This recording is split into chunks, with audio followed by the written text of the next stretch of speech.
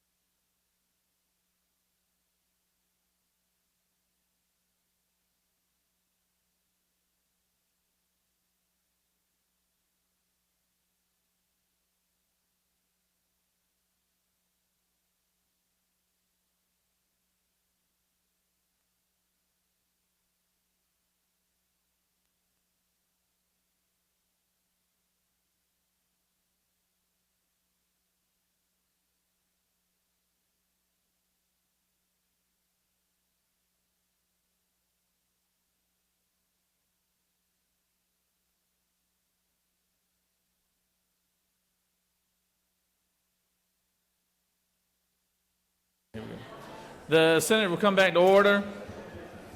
Senate will come back to order. We're going down. We're going to try to speed this process up a little bit. We got quite a few bills left to go, but we're staying in order right now. Senate Bill 196. Secretary, read the caption. Senate Bill 196 by Senator Watson of the 1st and others, a bill to be entitled an act to amend Part 4 of Article 1 of Chapter 8 of Title 40 of the Official Code of Georgia annotated, relating to horns, exhaust systems, mirrors, windshields, tires, safety belts, and energy absorption systems, so as to provide for the failure to wear a safety belt or safety restraints for children as admissible evidence in civil actions. The Senate Committee on Transportation recommends that this bill do pass by substitute. Respectfully submitted, Senator Dolezal, the 27th District Chairman.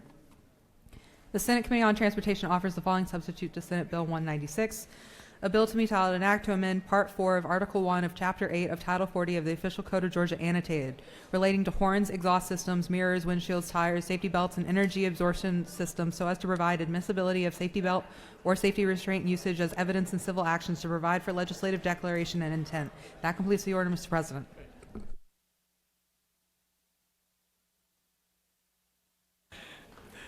Recognize the senator from the 1st.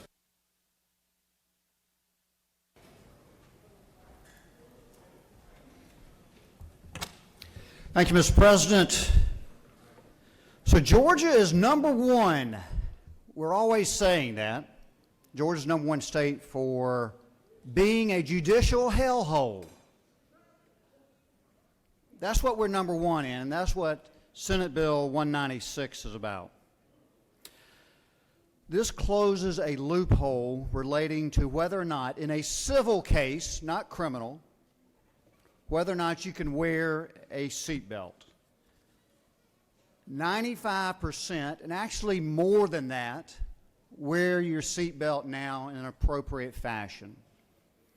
About half of all fatalities relating to motor vehicle accidents are from not wearing a seatbelt. So this closes a loophole is all it does. It is archaic, it is left over, and this helps balance the scales of justice. Mr. President, I ask for your favorable consideration and I yield the well. Senator has yielded the well. Senator from 35th, would you like to speak there from your desk, or you had a question? Senator from the 17th, would you like to speak?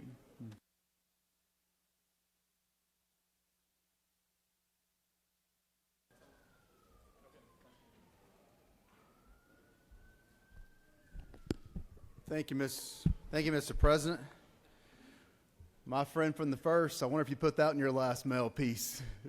We always say number one state in which to do business. And most of us don't believe we're a hellhole. But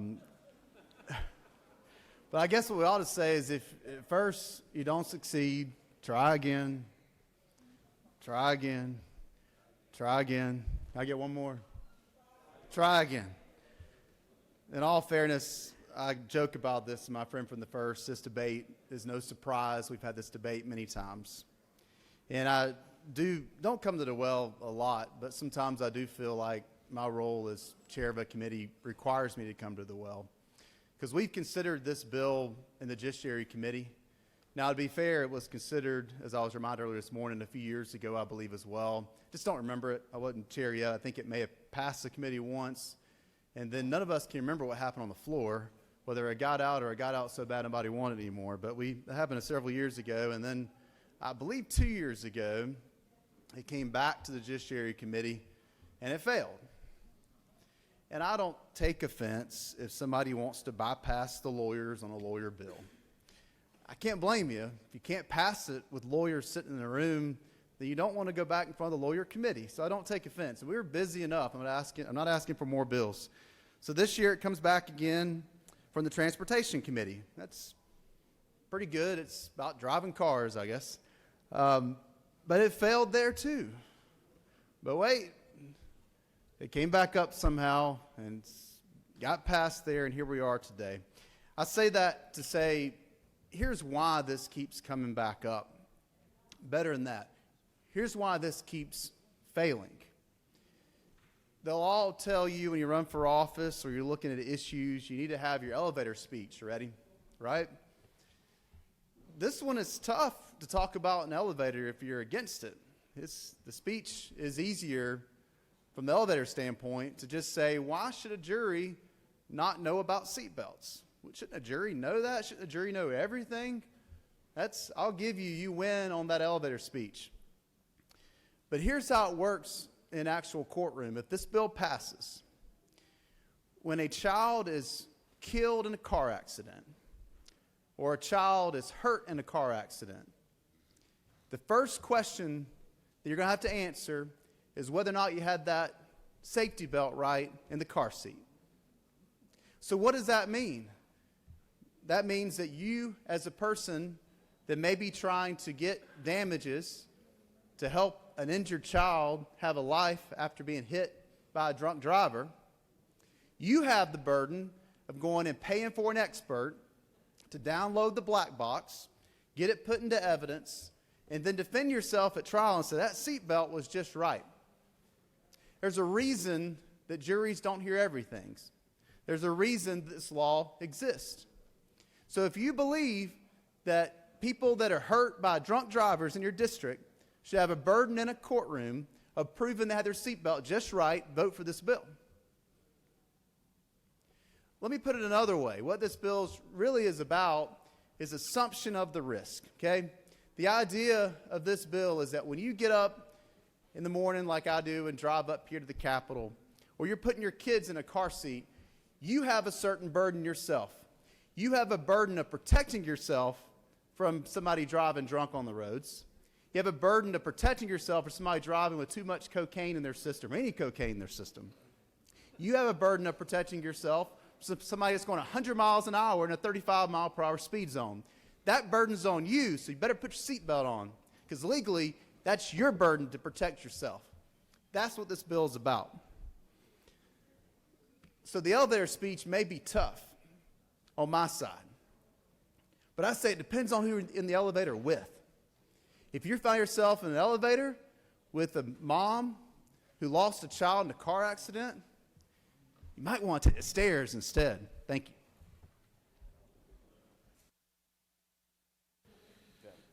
Senator from the 31st, would you like to come to the well?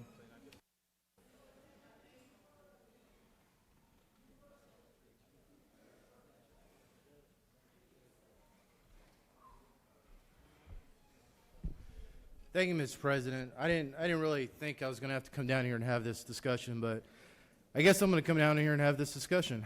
I do thank the senator for the first for this bill, and I love my brother from Henry County, but I totally disagree with you. As someone who has actually, had a loved one, my younger brother who was killed by a drunk driver 21 years ago, actually tonight,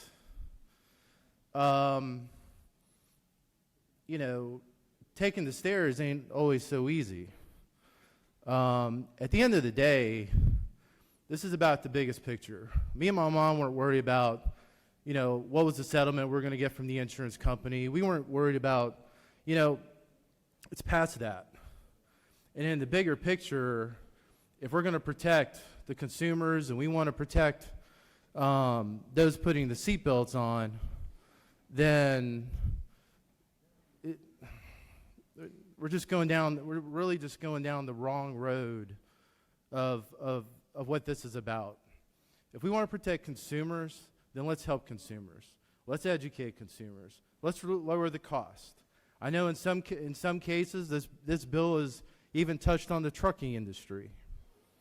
But let's not be funny or think it's a joke when, at least for me, having lived that night of having APD come to your door, having known that your brother was killed and then finding out later that he was killed by that seatbelt. And if he wasn't wearing that seatbelt, he'd be standing here with me in this chamber today. And I know the senator from the 35th, you feel me, you get me, and you know it. So if we're going to talk about policy, and I love all my attorney friends in this room, it's bigger than the courtroom, it's bigger than the commissions you make, it's bigger than all of that together. And if we don't change something in this state that benefits everybody in this state, excuse my language, Mr. President, why the heck are we here? Come on.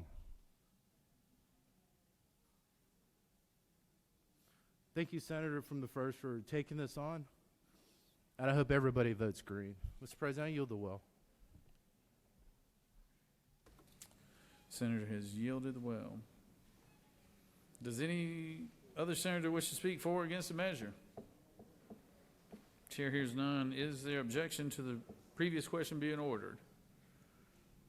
Chair hears none. The previous question is ordered. And the question is on the adoption of the committee substitute. Is there objection to the adoption of the committee substitute? Hearing none, the committee substitute is adopted. Is there objection to agreeing to the report of the committee, which is favorable to the passage of the bill? Chair hears none. The report of the committee is agreed to.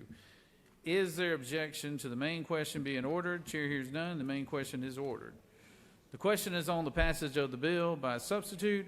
All those in favor of the bill vote yea. Opposed, nay. Secretary will unlock the machines.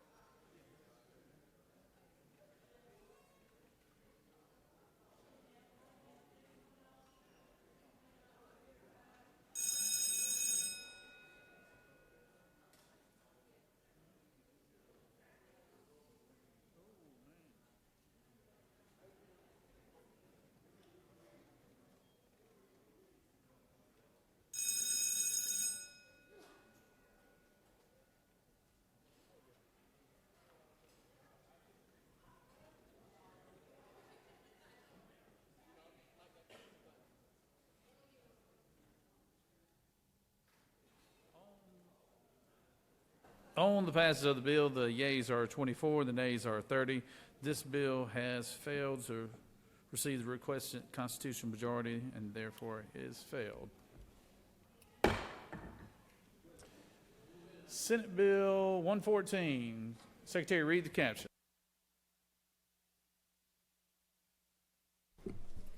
Senate Bill 114 by Senator Robertson of the 29th and others, a bill to be entitled an act to incorporate the city of Buckhead City to provide a charter to provide for boundaries and powers of the city.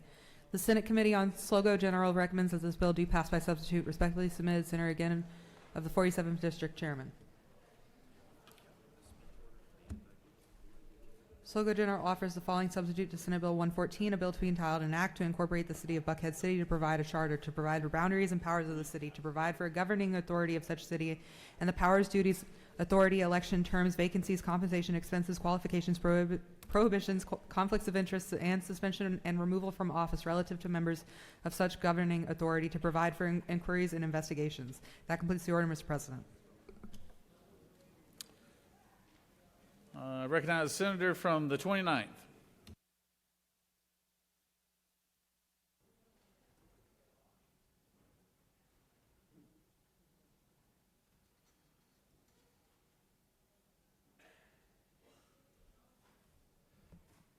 Thank you, Mr. President, colleagues.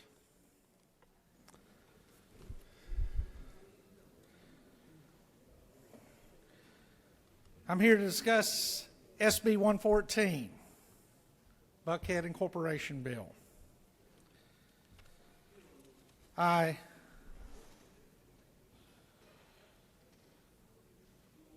one of those individuals, like my friend from the 30th and some of the others.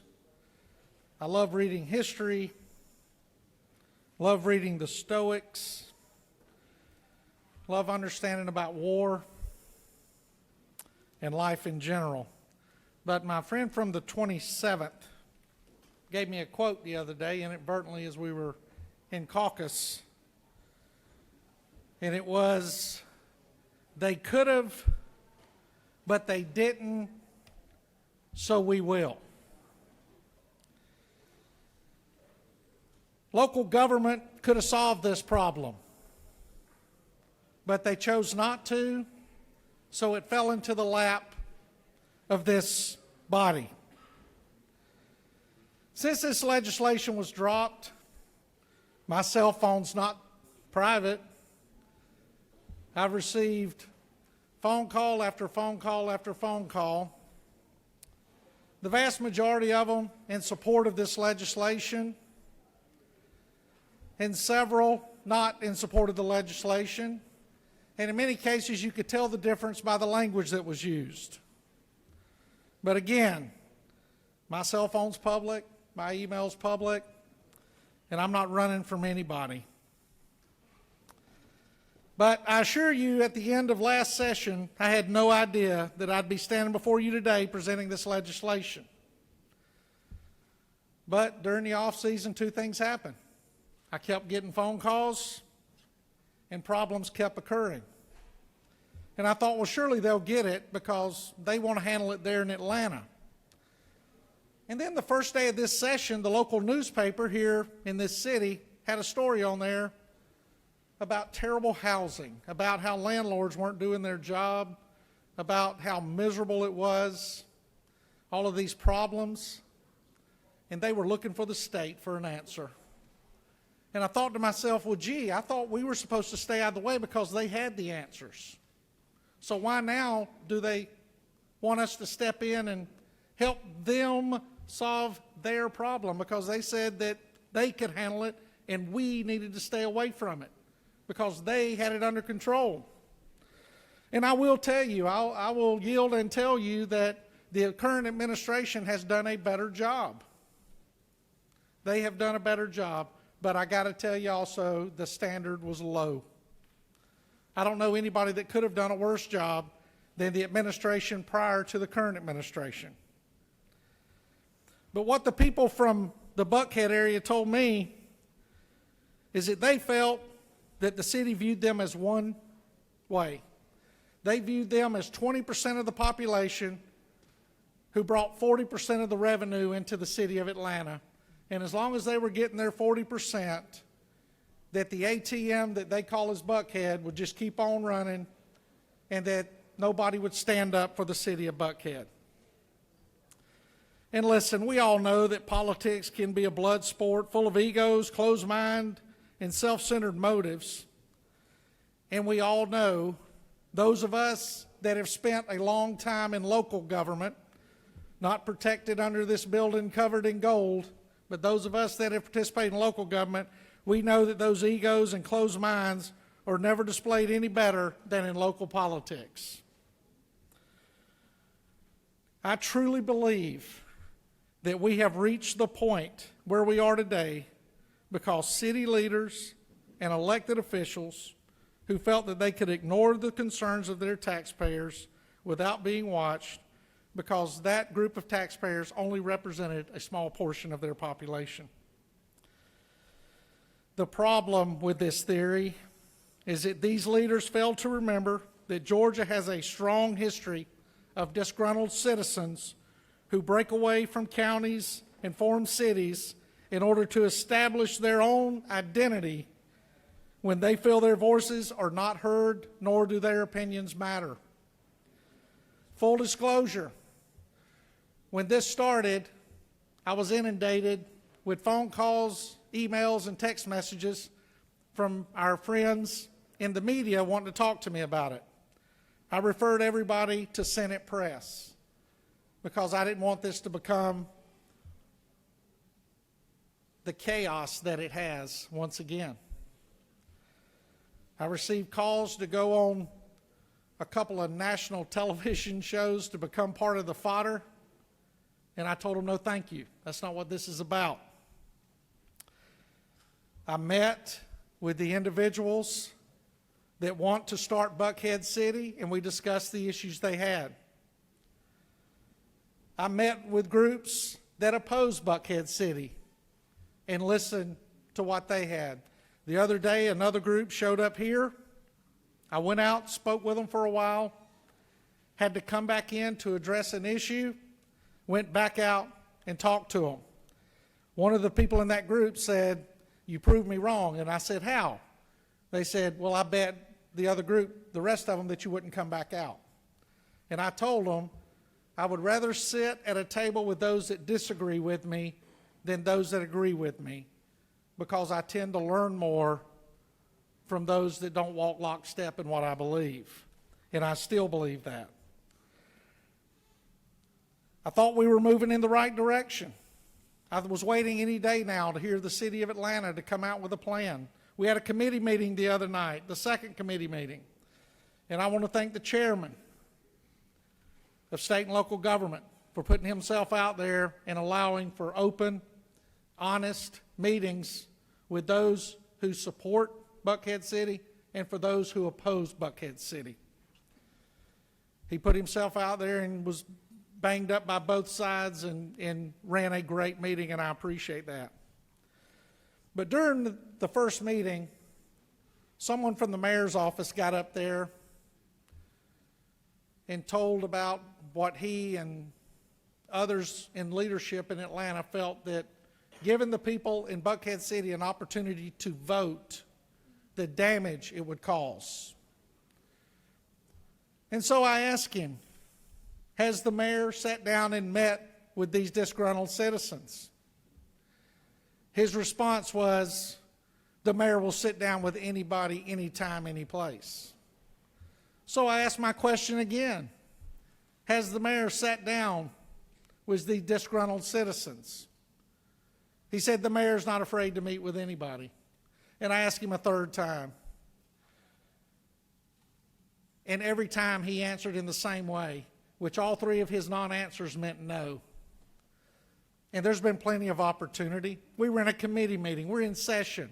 This should have been done a long time ago. But you know who did meet with the mayor? I did. I got a phone call on a Friday asking if I had time to meet with the mayor on a Monday, and I said I did. They said, what time? And I said 7 a.m. I made sure that Department of Public Safety was downstairs. The mayor and his legislative liaison came in, a very nice lady that we're all familiar with here at the Capitol. They came up to my office, and we had a good meeting. And I told the mayor at that time, I said, I'm not looking for a fight. I'm just speaking up for people who don't feel they've been heard. And I thought we had a really good conversation.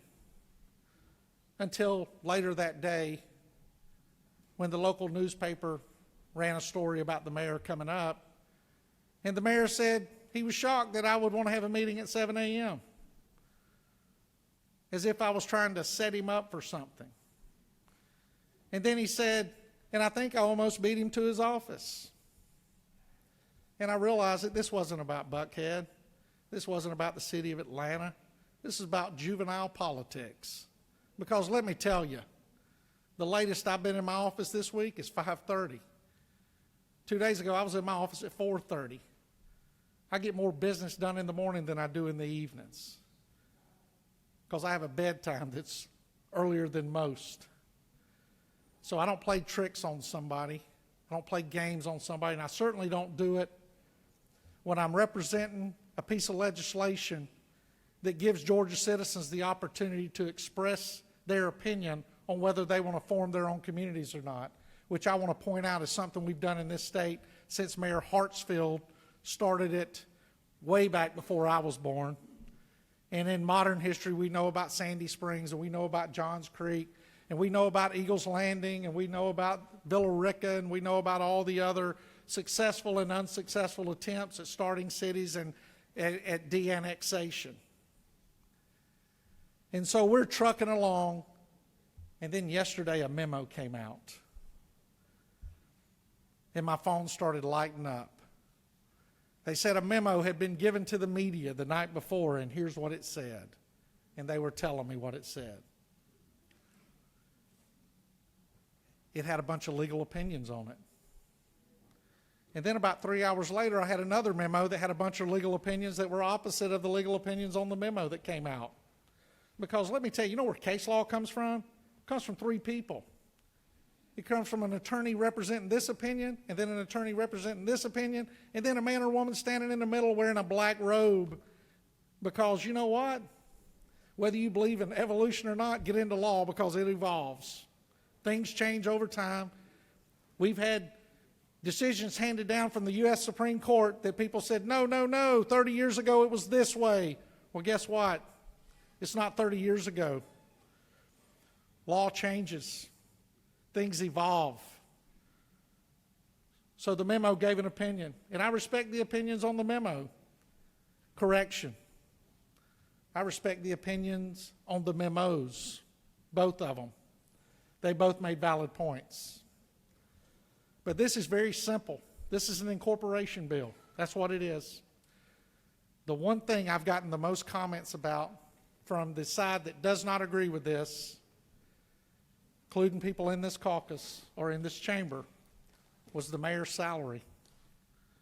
And then I sat and watched some of those same people come up here and justify $400,000 for a Superior Court clerk for charging $35 to fill out an application that I know the senator from the 28th can fill out in his sleep, and I know anybody else that's ever worked in a congressional office can fill out in their sleep, and they do it for $0. But we're up here championing for $400,000, and then people are getting upset because somebody that wants to create a city that provides 40% of the revenue to our state capital wants to pay somebody for their first 4 years a salary over $200,000 to stand up that city and then reduce that salary. My problem is this is an ugly cake covered in a whole lot of icing. Everybody's got a reason why they don't want to. They don't want to give these people a voice. They don't want to give them a hearing, and then you stand up here and yell for voters' rights and yell for how you support the little person and all that kind of stuff. Do me a favor, just tell the truth. Say what it is, because you know what it is. I know what it is. It's about color. It's about green.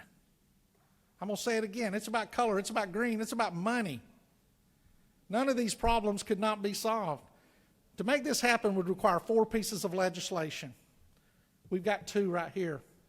So do you think if these 2 passed 2 today, get through the House and get to the governor's office that in July we're going to cut the ribbon on Buckhead City, you know that's not what's going to happen. But the city of Atlanta has been running a campaign against these citizens since the first ideas came to fruition. And it's been an ugly campaign. When these people tried to get together and get a feasibility study done, they had to go outside the city of Atlanta to get a feasibility study. They had to go to Valdosta to get a feasibility study because they were turned away in the city of Atlanta. So what did they do? They went to Valdosta and they got the feasibility study, and the feasibility study came back and said yes. But it still wasn't good enough. The ultimate problem with this entire fiasco is that there's a bunch of citizens who want to be heard, and there's not an administration, there's not an elected official, there's not a city hall that wants to sit down and have a conversation with them. And listen, I know there's personality issues on both sides. I've met people on both sides of these issues. I've spoken to every one of them. And I'm going to tell you, there's folks on either side of the issue that if they needed me to change their tire for them, I would. But if they asked me to go to dinner with them, I would politely decline because I just don't think we would meld well together. It's not about personalities. It's about rights. It's about people wanting to be heard. And listen, we can talk about crime. We can talk about potholes. We can talk about not picking up the trash. We can talk about homelessness. We can talk about all the other ugly things that are involved, and they're all out there, and they're all real. But the bottom line is, before we can solve any of those problems, the elitists, the people who feel that they are in office but are not obligated to the constituents in their communities, the Democrats, the Republicans, the independents, those who don't vote, those who do vote, those who can't vote, until they realize their obligation to those individuals, then crime's going to keep doing what it's doing. And listen, I know somebody's going to come up here and they're going to talk about crime statistics and they're going to say, hey, you know, I notice a decline in crime statistics and all this other stuff. Well, let me tell you, if you start looking at FBI crime statistics, you better open up the hood and look exactly how they do them, because they're always behind or they're always ahead because of the way they report. The FBI does not do partial crime statistics. If you go to APD's website and look at the crime statistics there, it is the best law enforcement website to look at crime statistics. But looking at week by week crime statistics in the month of February do not give you a clear picture on crime statistics. But I've spoken to several people over the last 2 months whose vehicles have been broken into and thousands of dollars worth of property has been stolen, and those people work inside this building.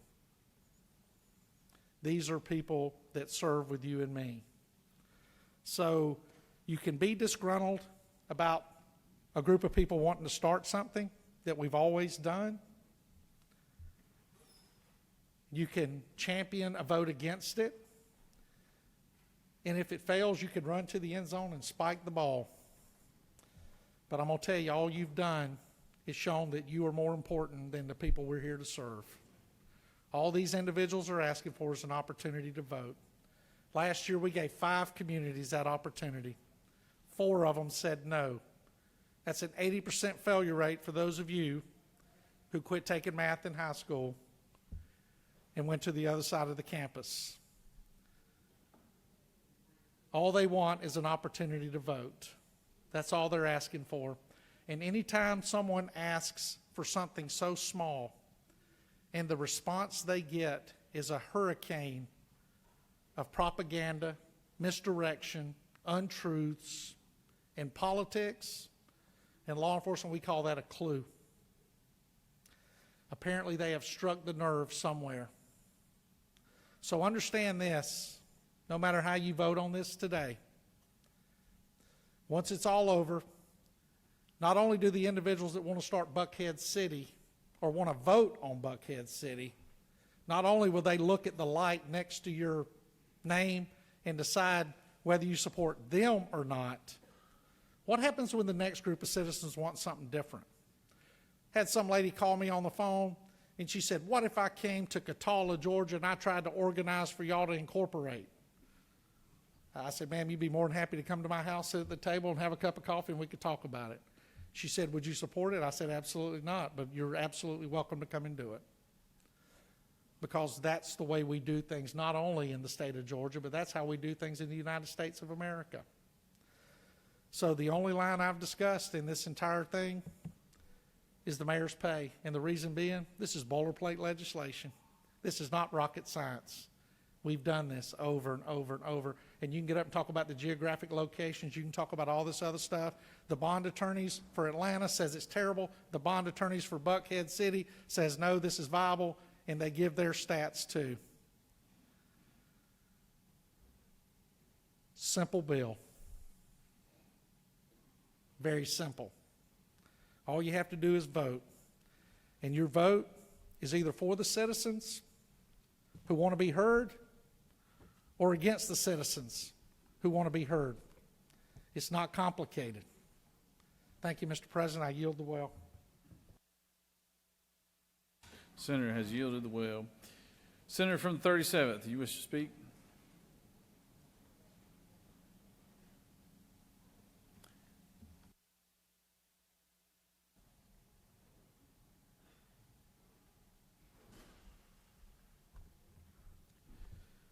Mr. President, ladies and gentlemen of the Senate, it's an honor to stand today as one of the members of this body, or as this General Assembly, not in this role, but in a previous role, that has proudly voted and supported for the creation of the city of Sandy Springs, Dunwoody, Brookhaven, Johns Creek, Peachtree Corners, South Fulton, Mableton, and the cities that weren't approved by their voters, such as East Cobb, Vinings, and others.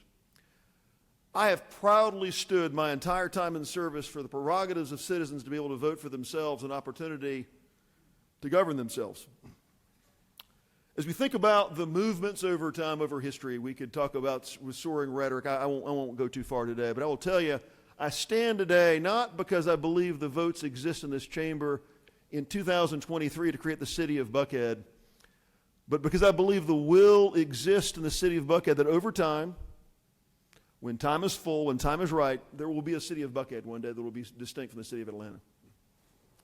I say that because as we hearken back in history, other movements of people that started small, we can hearken back to a great world leader. Think in early 20th century India. A leader in early 20th century India who led his nation to independence, Mahatma Gandhi said, first, they ignore you. Then, they laugh at you. Then they attack you. Then you win. The issue of people in Buckhead being ignored, not having their streets policed, their needs addressed by a city, is not new. They're in a circumstance in a city with 12 districts and 3 at-large members that the people in the city of Buckhead vote for some representatives, but ultimately they're controlled by a majority they can't vote for. The people that vote to make decisions about who's put in responsible charge for their police is voted by a majority of council members they, in the city limits of Buckhead, cannot vote for. They are a minority among a larger city that doesn't have the ability through the democratic process to affect change in their area. You know, the idea that the people of Buckhead are being laughed at right now, the idea that they can come together based on a solid study that proves 2 very important things, that they've got the funding and a business model that could be successful, and a reality that I think nobody in this chamber would deny, that the brains capacity, the civic capacity in the city of Buckhead exists to be able to run a competent city. You know, sometimes measures have come before us, and the question's been, is there enough leadership in the city or this area to really have a coherent city that can function and operate moving forward? Does this area that's being contemplated for a new city, as it comes before this General Assembly, do they have the funding model that they can be sustainable moving forward?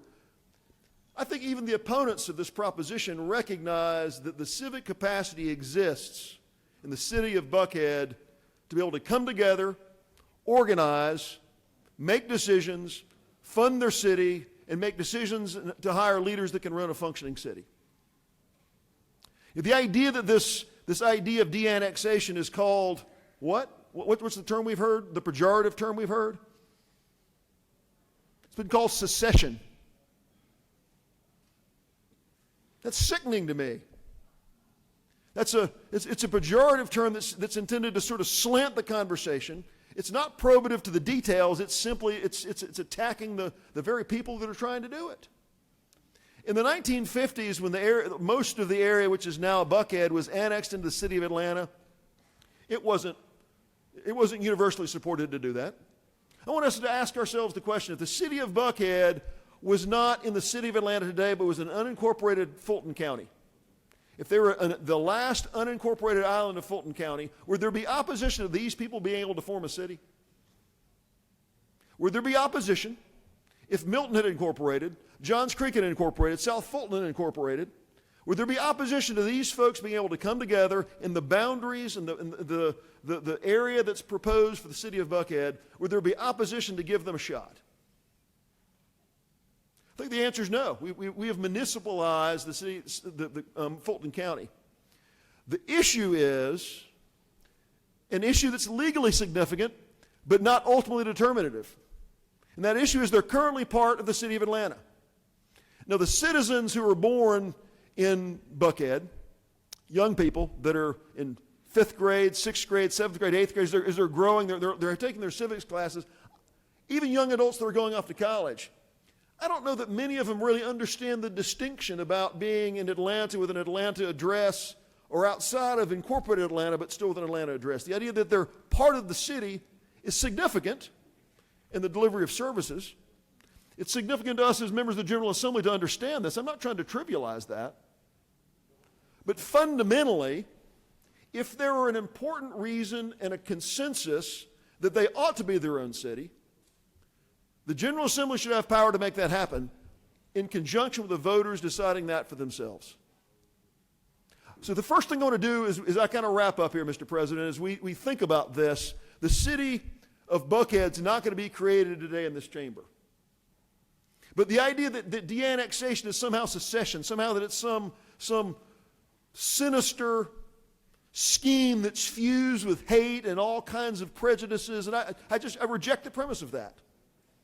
Let's give the folks in Buckhead a chance to decide for themselves that they're willing to go through this difficult process, to work through this process of de-annexation, and should they choose themselves to do it, someday they can be their own city. They can be their own area, their own municipality, where they don't face decisions where they're voted on by people they can't vote for themselves. A couple representatives in a city where the majority they can never vote for because they're not in their ward does not represent representative government.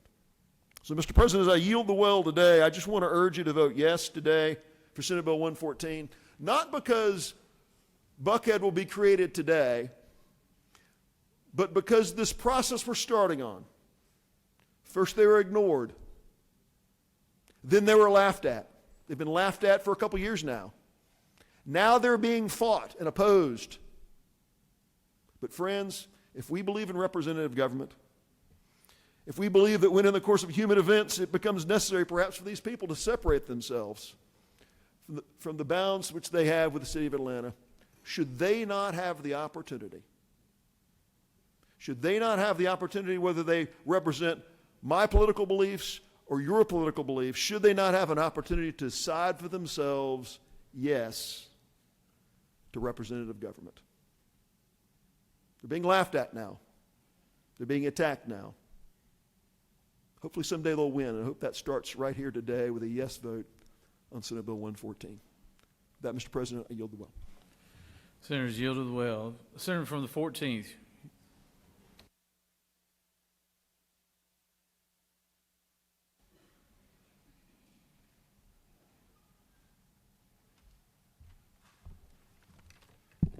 Thank you, Mr. President. I'm used to losing. I've lost for a few years straight now because I'm a Democrat in the General Assembly. I cared about it a lot more when I first started because I came in, I got elected. Y'all remember what it felt like. And I came in, I introduced bills. I really wanted hearings. I wanted to be involved. I wanted to help govern. I wanted to be part of the process. But that's not how it always works.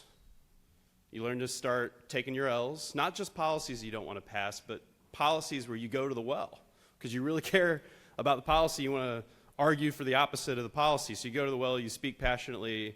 And for the first year or two, when I was in the House, I believed that if I spoke passionately enough, if I made the right arguments, that it would change the outcome. And it often did not. It almost never did. And you start to learn how to appreciate losing. You start to realize that there's more to this job than just wins and getting things done. You have to realize there's more to this job, or else you go insane. Can I get a what from my Democrats? But with that time and with that, pressure making you into a diamond, or at least, the lump of coal you came in as, you start to become a little wiser about what this is really about. You start to go back to your communities for town halls and realize that connection you have with your constituents when you go talk to them directly, that's the single most important part of your job. You realize that even if you can't win, even if your district's preferences don't always get voted, you realize that just listening to them, just hearing them, is what matters more than anything else in our representative system. And I realized after a couple years that the one thing I have that's irreducible, that all of you enjoy as well, is the privilege, the honor of speaking for your residents in your districts, your communities, the people you know, the parents of the kids who go to school together. You know your district better than anybody in here.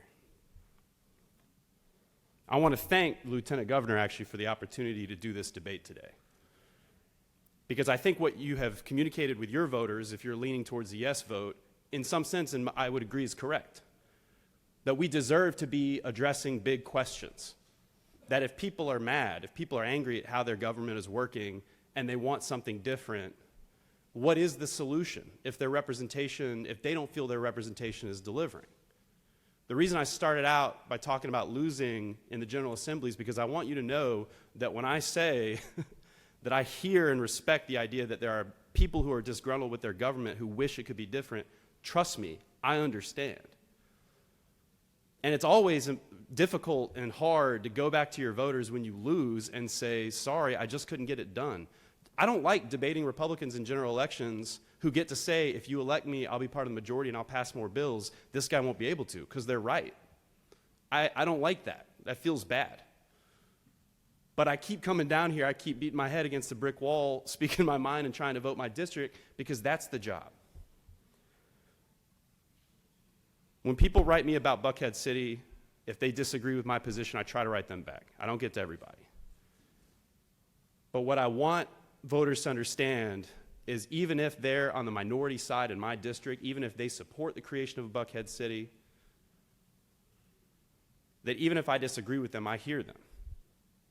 And I think the mayor of Atlanta officials have largely taken the same posture, which is the system's not perfect. The system doesn't always reflect your preferences, your approach at every opportunity.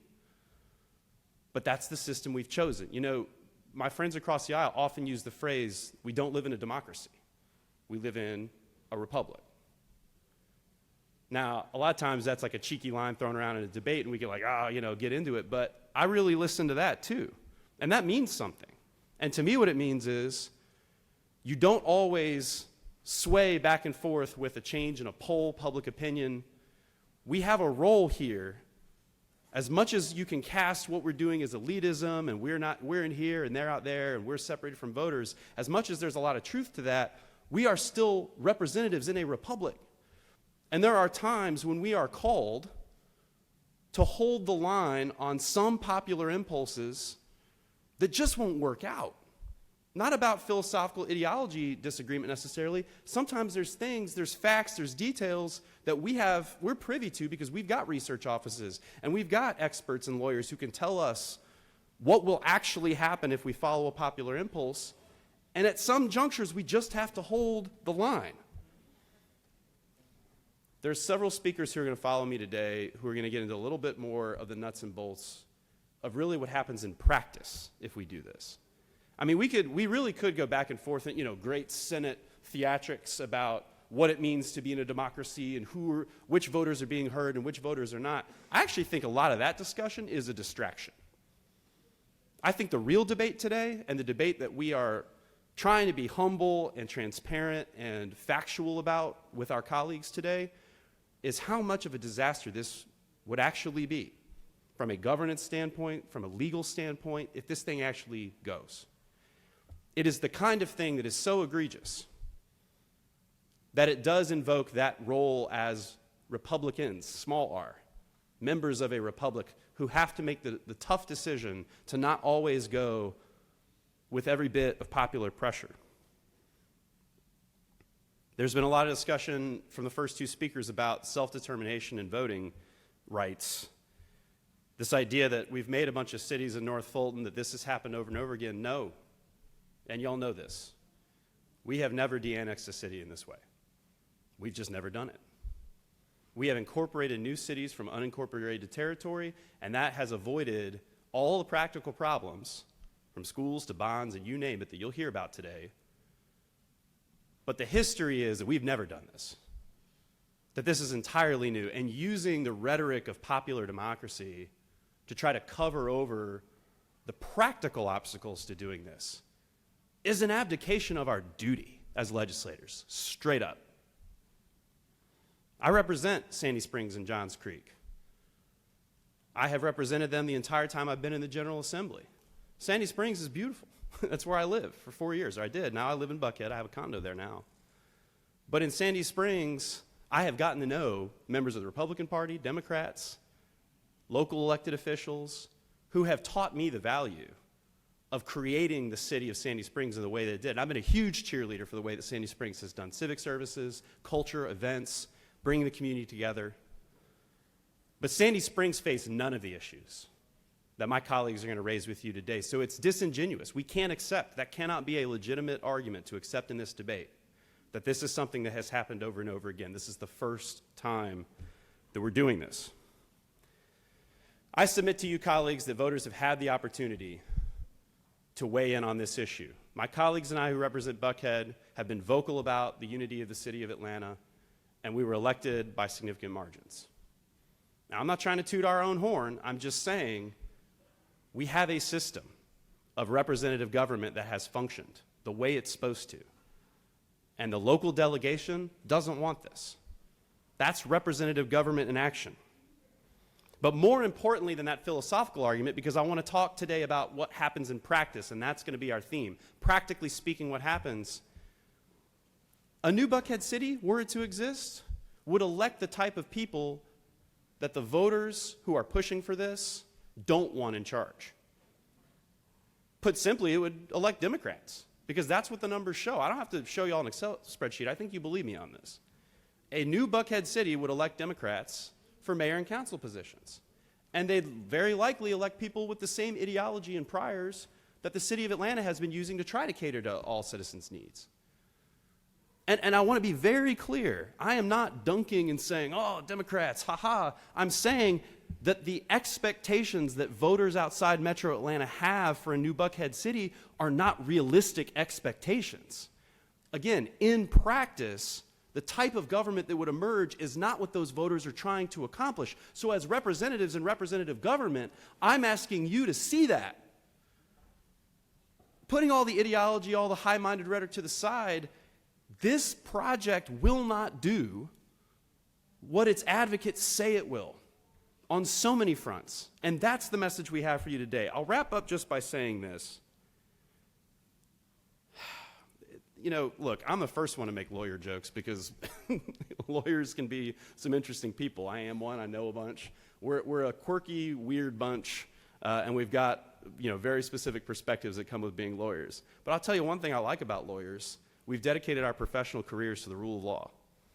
We care about whether these systems work. We care about whether democracy functions, again, for everybody. And there's some rhetoric that was up here in the well today about You know, it only takes 3 people to make case law, and one of them's got like a black robe, and I think the phrase that the last speaker used was legally significant. These are sort of, shorthand, sort of dismissive statements to talk about the entirety of the rule of law. I mean, think about the deference we give our Supreme Court when they walk in, when they sit down at the state of the state or the state of the judiciary. Think about the respect that we show our judges, many of whom came from our ranks. And we recognize how important and distinct their function is. The legal arguments against this are not just another talking point. They're not just media for your mail. They are the real, practical meat and potatoes of governance that we swore under oath that we would come here to execute faithfully. And look, I don't want to just get all defensive because I have a law degree and I've dedicated my time to thinking and acting this way. But this is real, y'all. This is not just another political bill that we pass and message on. This is playing with fire, y'all, in a really serious way. And if there were ever a time for y'all to join a coalition that includes a lot of Democrats and a lot of Republicans to say, enough is enough on this. We've given this air. We've given this idea discussion. But it's not just legally significant. It's not just a person in a black robe barking orders. This is dangerous. And with humility and respect for you and your decision-making today, and for the relationships that we've started to build as I've joined this chamber, I'm asking you, please, please, please hold the line on good government and on representative democracy. Thank you, Mr. President. I yield the well. Senator has yielded the well. Senator from the 47th, if you'd like to rise.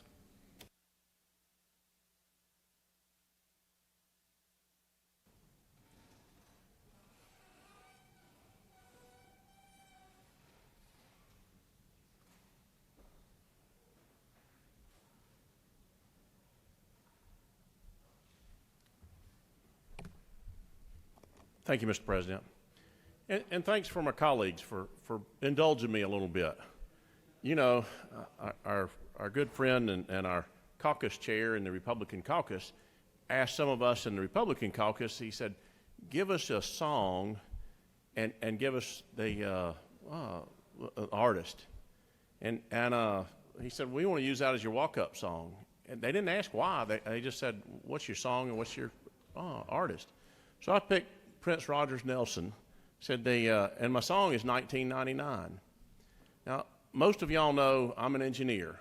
And as an engineer, we get trained in, okay, let's identify the problem, and then let's recognize there's a problem, and then solve the problem. And, during this process of talking about Buckhead City and enabling legislation, which will be the next bill that we'll deal with, and I won't come back up and promise you I won't talk about it. But both of them are appropriate here.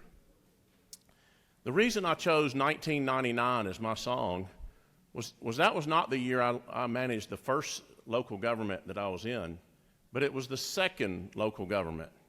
And that was where I watched the most dysfunctional local government in the state of Georgia, right here in North Gwinnett County, the city of Sugar Hill. The people there were so frustrated. They had seen a shambles of their local government. And one of the things that, for me, the reason I learned so much about what was going on there was inside of a 6-month window, they hired me to be their fourth manager in 6 months. When I look at that, what that means is those people finally voted out all the elected officials in their local government. They said, we're tired of this BS, and we want to put somebody in there that's going to make our lives and our community better. The people fought for what they felt was right. And for me, they did it the right way. They went to their local elected officials and challenged them to make things right. For me, I can tell you, I sat through 2 days and several hours of hearings on both of the next pieces of legislation that we dealt with, along with all of my committee members. And I want to applaud them because we heard good and bad, but we heard frustration. The frustration level that I heard in that committee meeting was only topped said by the frustration of those that couldn't speak. And I want to compliment, I know that our senator from the 21st, our senator from the 27th, our bill sponsor, the senator from the 29th, but most importantly, I want to brag on our president of this body, our lieutenant governor, Burt Jones, for the tremendous job he's done to give these people a voice. He promised these people, he said, I will make sure that we get a vote on this legislation in the Georgia Senate. Nobody can tell you how a vote comes out, but he's been a champion to get these people a voice to be heard. Now, I also want to do something a little unusual. I want to brag on our current administration for the city of Atlanta. Mayor Dickens came in last year, and I promised Mayor Dickens, I said, Mayor Dickens, unless you work to solve the crime and infrastructure problems in Buckhead, I'll be the first person that signs on to these pieces of legislation to create a new city. You know, we heard from Chief Shearbaum that came and spoke to us. We've heard a lot of great things that have gone on in the last year. Is it perfect? Hell no, it's not perfect. Will it ever be perfect? No, it'll never be perfect. We don't live in a perfect world. But at the same token, these people that I heard from, I will promise, and I'm going to look at that camera up there, I will promise you, I will work to make sure that your voice is heard, that you know what's going on in our capital, and I will work with our administration, with the city of Atlanta.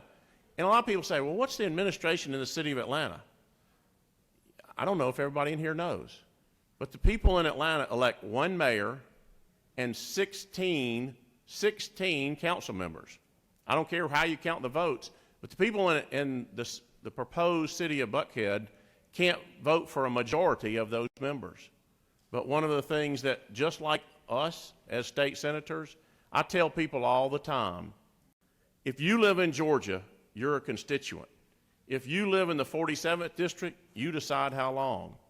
For me, I want to try to make sure that those people's voices didn't fall on deaf ears. I want to make sure that we hold the city of Atlanta accountable. We work to get the right officials in office. We work to make sure that things are happening. I'm going to tell you, this legislation for me, it's real troublesome. I know that everybody in here has a big heart. You wouldn't be in the position that you're in. But if we jerk that heart out, we're all going to die. If we jerk the heart out of Atlanta, which is Buckhead, said the city of Atlanta will die. I don't want to see our capital city die, but at the same token, I know we've got to fix it. And this is where the opportunity is for us to continue the progress that we've had. We have a partnership. You know, 20 years as a local government manager, I tell all my folks, I said, when we look, you've got folks that you vote for at home, and the closest thing to you may be your homeowners association, might be your city, could be your county.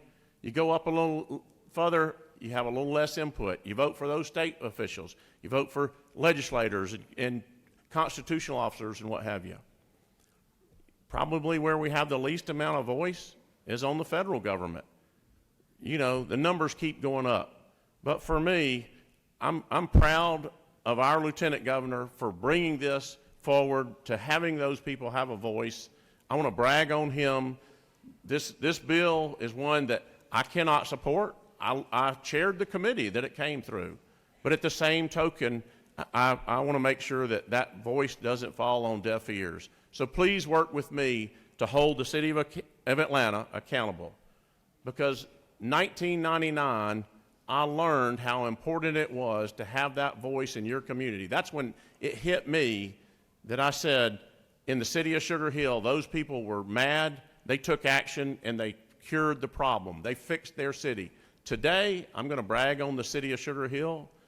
They're the most thriving community in North Gwinnett County, and they do a tremendous job, and they have taken back their city. And I'll encourage the city of Atlanta to do the same. Thank you. I'll yield the well. Senators yielded the well. Senator from the 13th.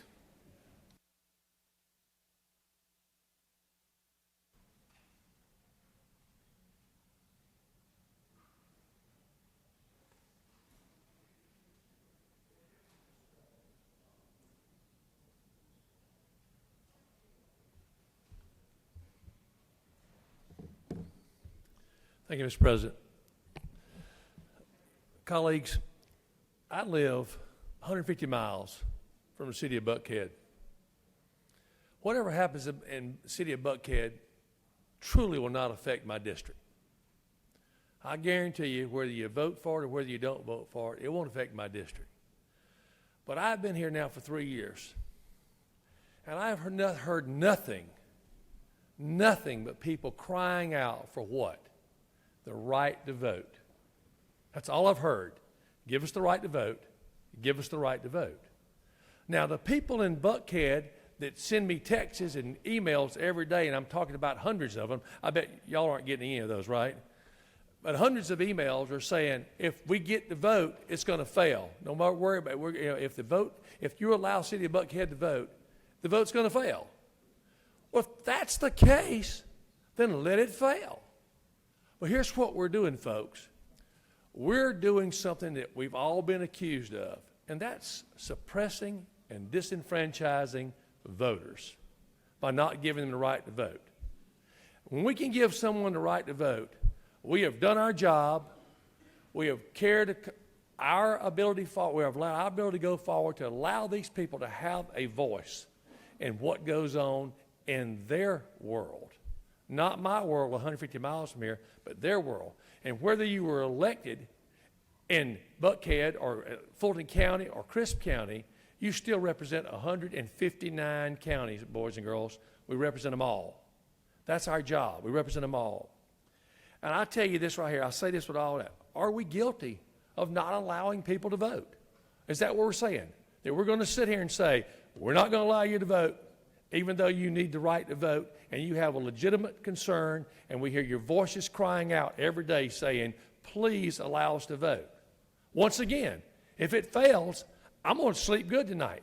I bet you will too about it. It doesn't affect my district, but it affects me because I represent people in Georgia, not just my district. I represent people in Georgia. And I'm going to leave you with a quote, and this is the quote directly from the ACLU. Voting is the cornerstone of our democracy and the fundamental right upon which all our civil liberties rest. You can't say it any better than that. Let the people vote and put this issue to bed. I yield well, Mr. President. Senators yielded well. Senator from the 39th.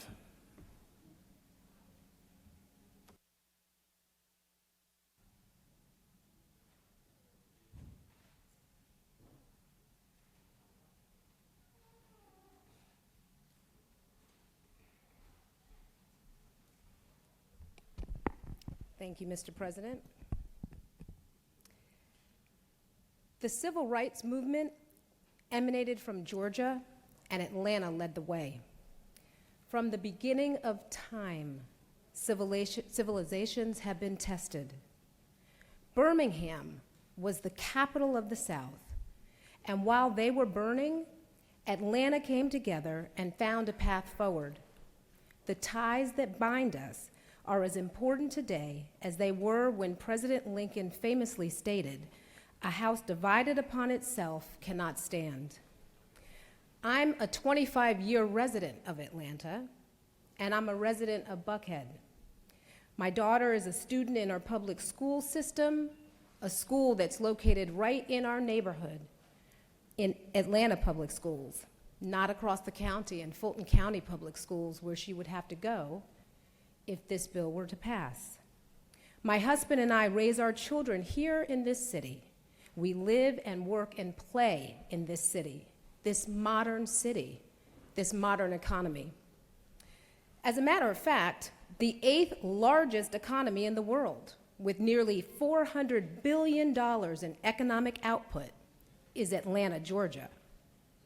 16 Fortune 500 companies, Atlanta, Georgia. The capital city of the #1 state to do business in the entire country, Atlanta, Georgia. The capital city and the heartbeat of that #1 state to do business, Atlanta, Georgia. The #1 ranked city for black-owned businesses, Atlanta, Georgia. The one of the biggest tech hubs in the country, Atlanta, Georgia. the center of the $4 billion Georgia film industry with 23 movies filming right now in the city, Atlanta, Georgia. Top-ranked private and public universities and colleges attracting students from around the country and the world, Atlanta, Georgia. 3 Super Bowls, multiple All-Star games, college football playoff championships, NCAA Final Four, men's basketball championship, and the upcoming 2026 World Cup, all in Atlanta, Georgia. The college football, we can boast the College Football Hall of Fame and the SEC Championship, Atlanta, Georgia. On New Year's Eve, my family and I watched as our national championship Georgia Bulldogs won the 2022 Peach Bowl in another undefeated season, sending them to the College Football National Championship. And where was that game? Right here in Atlanta, Georgia. Why would we jeopardize all that?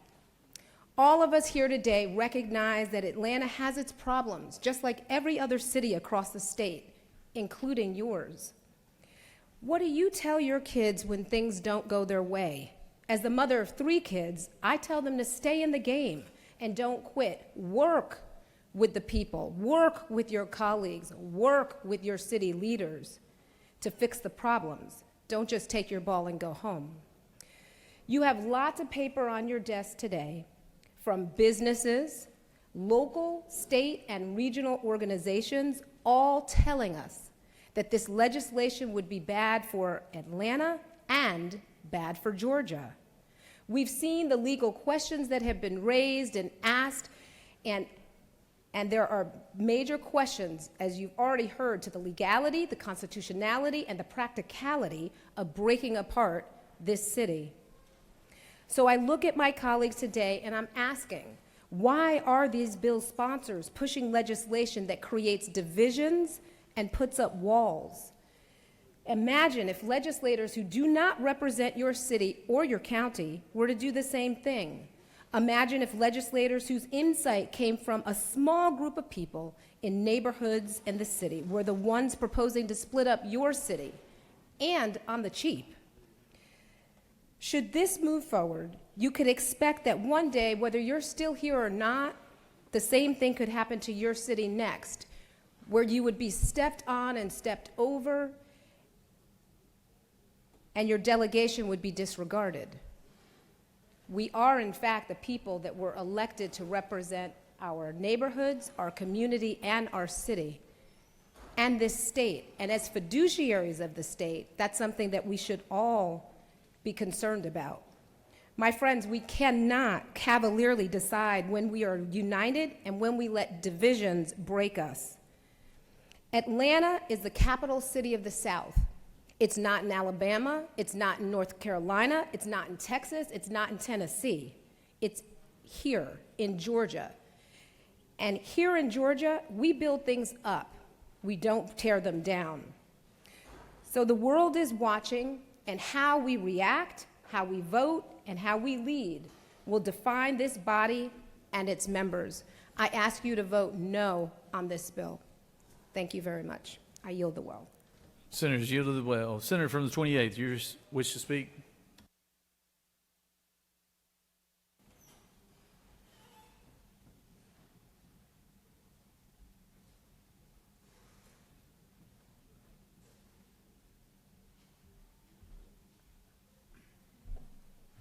Thank you, Mr. President. The author of the bill, Senator from the 29th, touched on earlier my previous job before I got elected here, and many of y'all know I served in a congressional office and worked for Congressman Len Westmoreland. And Congressman Westmoreland was full of one-liners, and many of them were very humorous, but if you scratch just below the surface, there was a lot of wisdom in those one-liners. And I can remember one day we were having meetings at the district office in Noonan, Georgia, and we had talked about a certain topic. I don't even remember what it was at this point. Met with this group for a good hour. I took probably 3-4 pages worth of notes. And then we leave the office and we're going to to a lunch meeting. And we're pulling into the restaurant, and the congressman says, well, Matt, what's this meeting about? And so I look down at my notes and look on the calendar to see what it's about. And turns out it was about the exact same thing. We were having a meeting about the exact same thing. And I said, well, boss, it looks like we're meeting about the same thing we just talked about. I said, well, do we even need to have this meeting? And he gets out of the car and he looks at me. He said, son, everything has been said, not everyone has said it. I'm going to say that again. Everything has been said, not everyone has said it. And so I thought for a minute, what in the world is he talking about? What does that mean? There's some wisdom in there somewhere, but what does that mean? And I came to the conclusion that it's my job as a public servant, and at that time, I was just a little field rep, but I was a federal employee getting paid by taxpayer dollars, but it was my job to listen to everyone. And that was a defining moment for me, because one day, I didn't know if I was going to be elected, but that one day did come where I did get elected. And I remembered those words of what he said to me. And I try to remember those to this day. And I hear a lot of the same stuff. We, as elected officials, hear a lot of the same stuff, but from different people. But it is our job to listen. That is our job. And so we come to this juncture here, this debate. And I'm going to disagree with my friend from the 14th, my fellow North Campus colleague and alum, that the rhetoric really is about democracy. The rhetoric, that's not a distraction.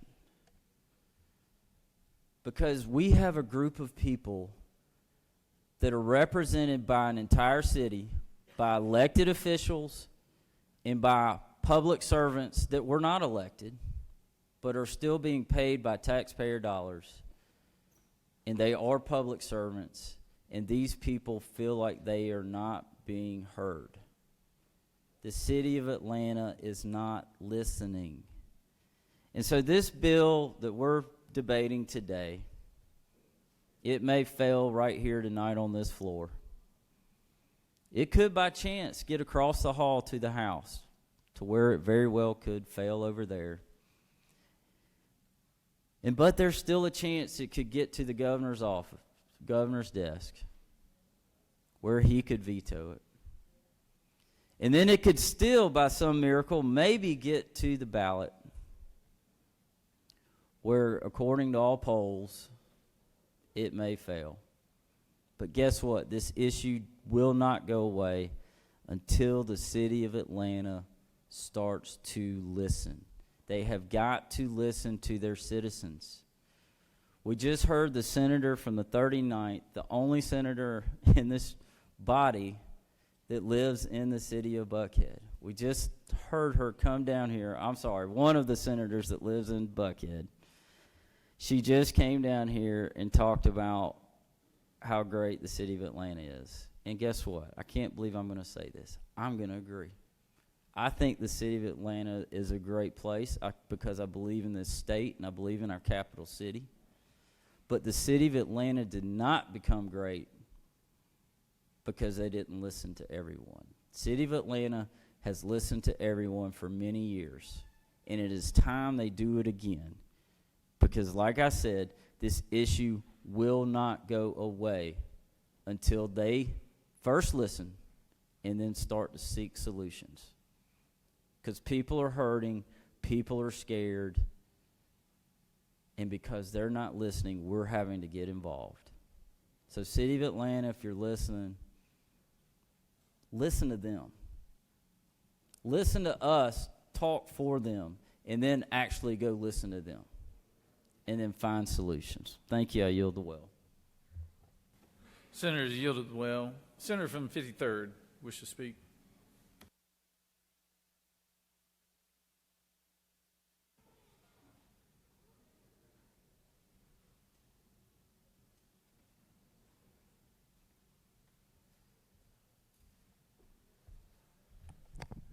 Mr. President, thank you for the well. I hope I'm the last one on this debate. The hour is late, and all day long today, I have voted no. Every single vote, red light on the board. A lot of people say, we don't understand you from the Northwest. Why do you keep pressing that red button? And all I can say is all the legislation today, in my humble opinion, did one of three things. It either raised taxes, it either increased spending, or it increased regulation. And all three of those things, Mr. President, I believe take away from freedom. Freedom from citizens. So this piece of legislation, Mr. President, brings me great optimism. Because this piece of legislation is about one thing: freedom. You see, my friend from the 14th brought up the little r, the republic. Mr. President, this gives citizens to decide whether they want another republic or not. You see, the republic that they live under now, they have frustrations with, Mr. President, and all this legislation does is give them the opportunity to go vote and decide whether they need a new republic or not. Simple. If they vote it down, so be it. But, Mr. President, the people of the Northwest will never get in the way of any citizen when it comes to choosing how their government will be, right? Government is supposed to be for the people and by the people. The people of Buckhead, they tell me they're not feeling represented in the republic. About the time session got started, I was driving through Lindbergh, Mr. President, and I saw two vehicles with my own eye at a red light crashed into one another, and both drivers had left the scene of the accident. Doesn't seem like a very safe community to me. But yet you go to a mall like Lenox, Mr. President, and you see little stickers on the sides of police cars that says this is a Buckhead Community Police Car. Just the thought of them having this type of an election has incentivized the city of Atlanta to do something. Mr. President, I ask my fellow members to support this bill. Give the people of Buckhead the right to petition their government. And I yield the well. Thank you. Senator's yielded well. Senator from the 6th.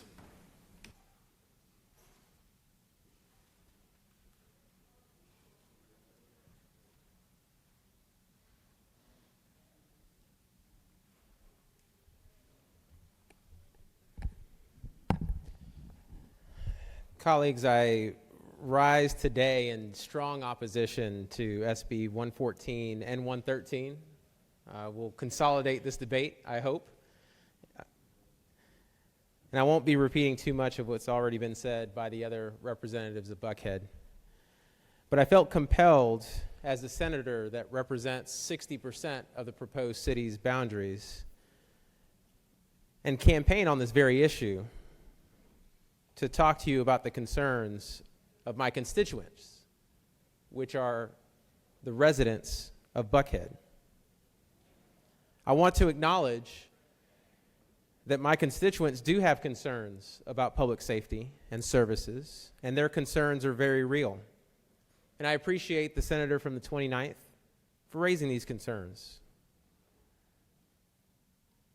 However, their concerns are really no different than what I've heard from Georgians across the state, which is why we've had so many bills in this chamber that have focused on public safety this year.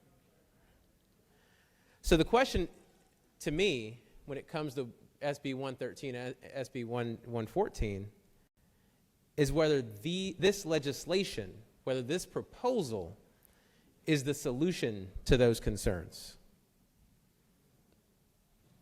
If what is being proposed is as common and normal and is just like every other cityhood movement, then why do you need the drastic changes that we see in 113?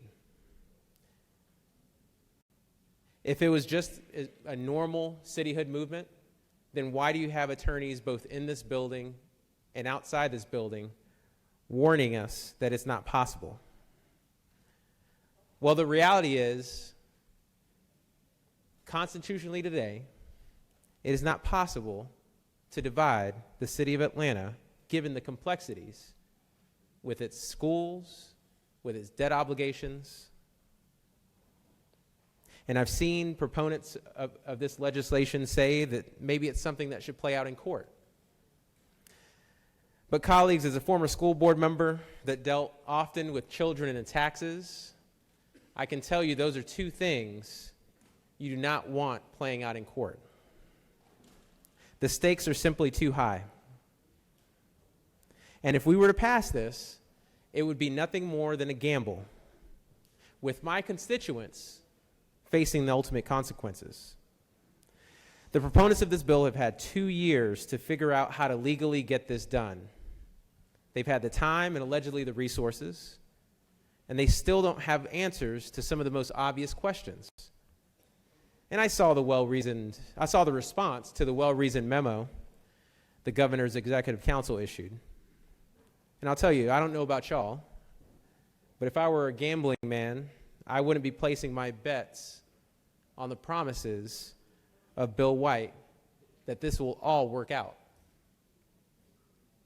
I want to focus for a couple minutes on what is in the bill and what's not, and why this is bad, just not for Atlanta, but for everyone across this state.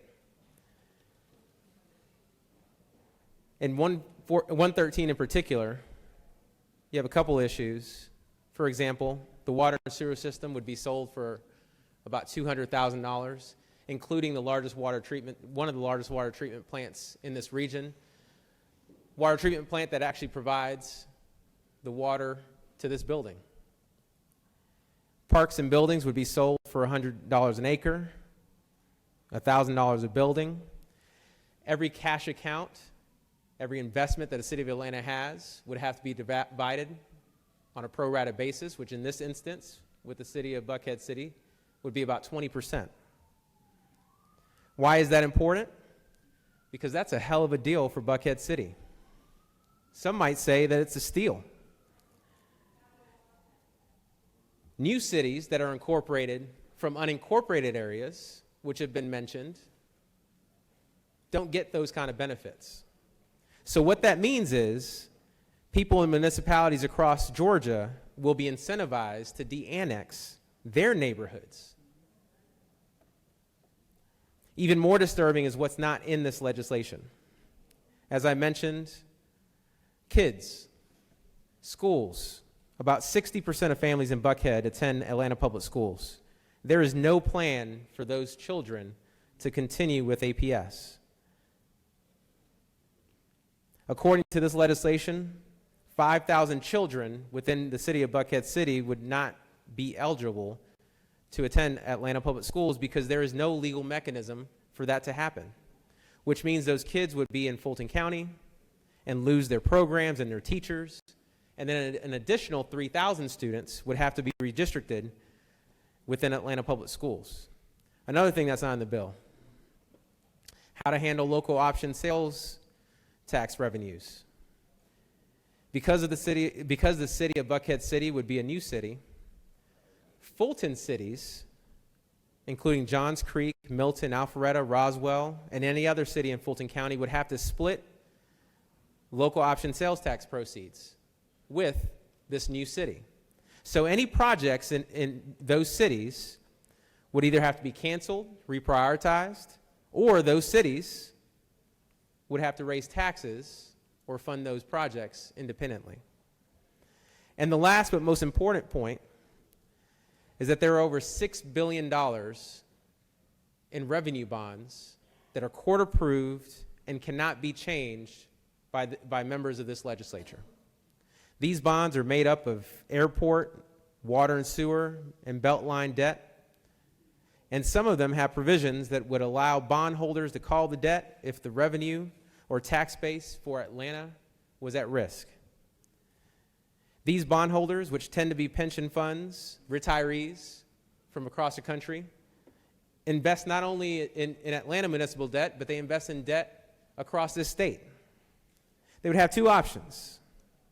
It's literally call the debt, or they could sue. And if they were to call the debt, even if a fraction of them were to call the debt, it would break Atlanta's budget, forcing the city to raise taxes, and even then would likely need a bailout from the state. So while most of your constituents, colleagues, may not care about what happens with Atlanta or Buckhead, they will care when municipal and county projects are more expensive and their taxes go up because the bond market will price in the risk of any given city or town losing its tax base. This would, in fact, amount to incremental tax increases, not only at Buckhead, but across the state.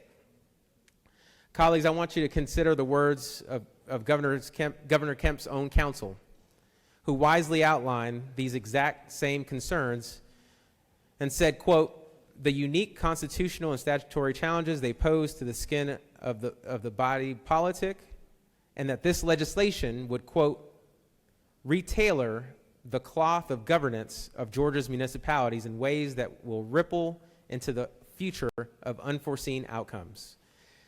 This isn't simply about Atlanta. This is about good, sound policy and what's best for the future of this state. And my friends, this legislation is not it. We all want to feel safe in our communities, to know that our children are cared for and have every opportunity in this world.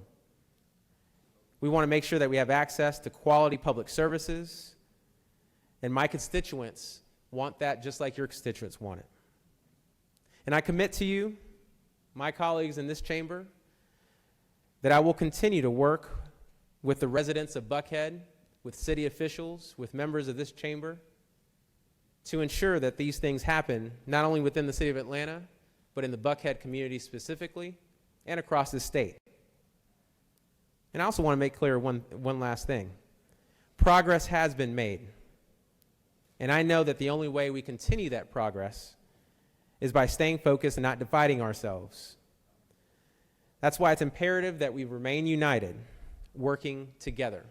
And it's in that same vein that I ask you to join me in voting against this legislation. Mr. President, I yield the well. Senators yielded. Senator from the 5th.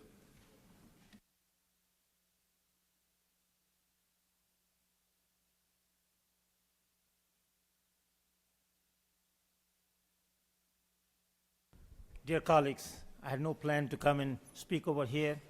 Normally, I don't come and debate how I vote or how you all vote. I vote my conscience. My people voted for me to come in over here to speak for them. But I've been listening today, some of the nicest words that I have heard from my colleagues from the other side of the aisle, like little people, disenfranchisement, ACLU, less people vote, group of people not heard, citizen to decide, concern, voting rights. I didn't know when you all became Democrats. That's what we've been talking all these times. So, I mean, that's just, it wake me up. When you talk about decide, I just want to remind some of my colleagues, when I got elected, I had a little issues in my district, and I want people to decide to vote. And I didn't get no allies. My folks weren't even allowed to vote to annex or de-annex a little city in Norcross in my district. I just want to remind you all. And suddenly, anyway, I just want to remind you all, that's what I'm here to say. And talk of little people, I don't know if little people, I've seen a lot of little people in the city of Atlanta, but I don't think I've seen a lot of little people in Buckhead. Okay? Anyway, I just want, just wake me up when I heard this word. And thank you for mentioning all this word, okay? Appreciate it. Mr. President, I yield the word. Thank you, Senator. Senator from 56.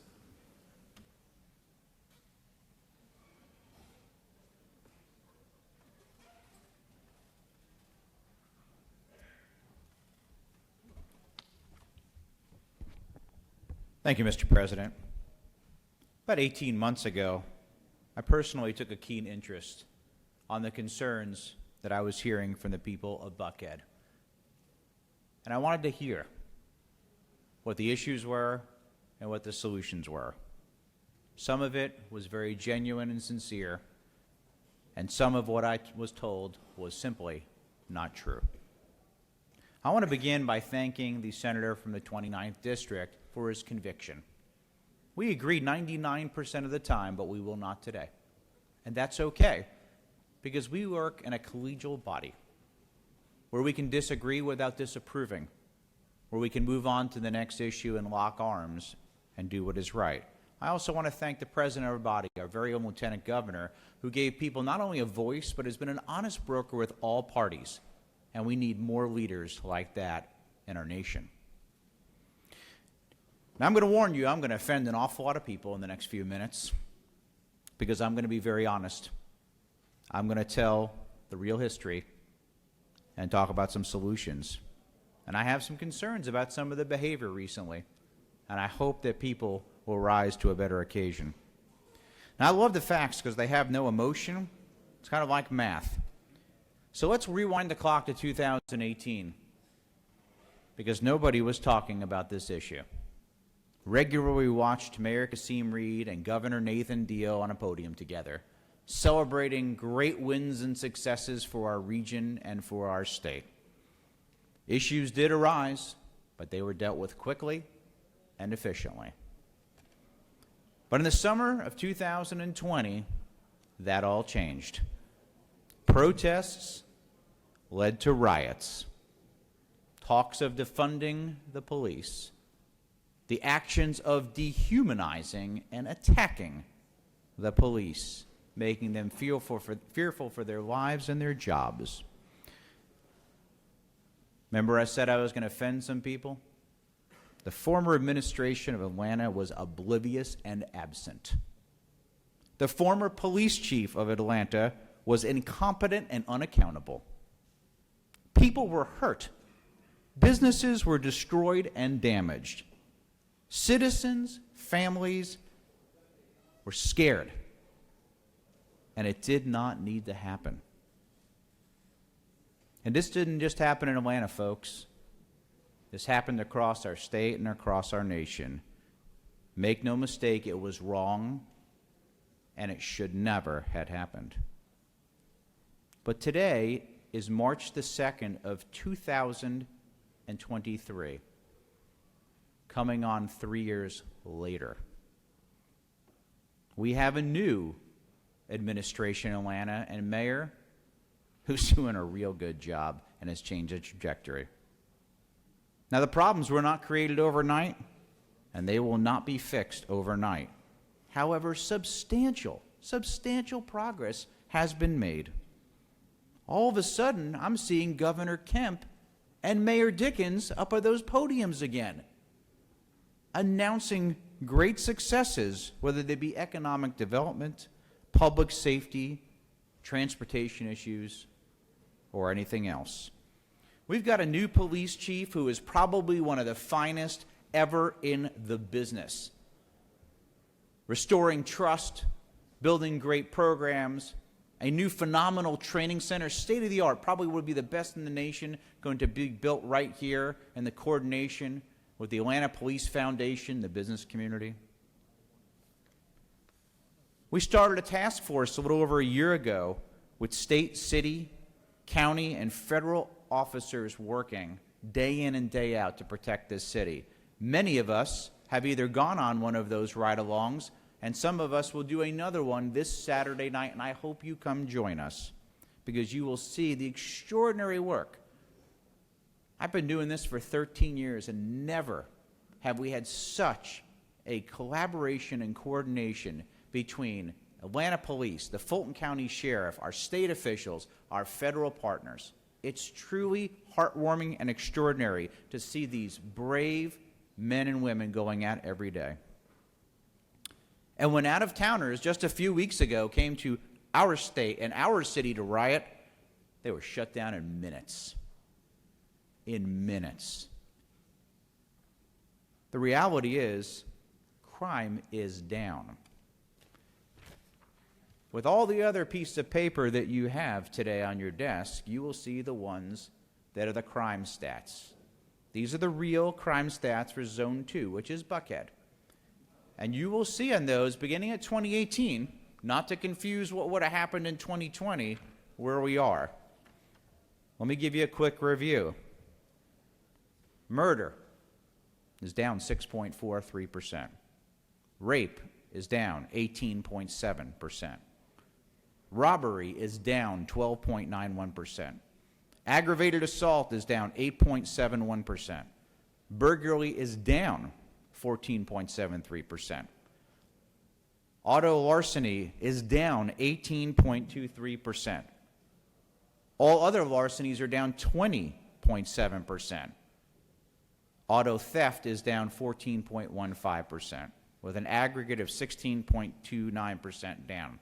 Now, I did have a few people contact me who told me that they were being lied to and crime is not down. If you do not believe our Atlanta police chief and the good men and women who are the finest in law enforcement that put this together, please come see me and I'll be happy to set up a meeting with all of us to discuss them. Now, I do understand there's perception and concerns, but we do not legislate perception, only reality. And here's part of the perception, folks. If you are living your life through the concern of the next tweet or text message you get to sensationalize something that has happened, good, bad, or indifferent, it's time to put your phone down and walk outside and get some fresh air. Constantly spinning people into echo chambers of oblivion is the problem we have with social media and people stuck in their own bubbles. Good work has been done, but more is needed. I'm going to agree with the senator from the 28th. The city of Atlanta, you need to do more. This is 20% of your population, and you need to do more.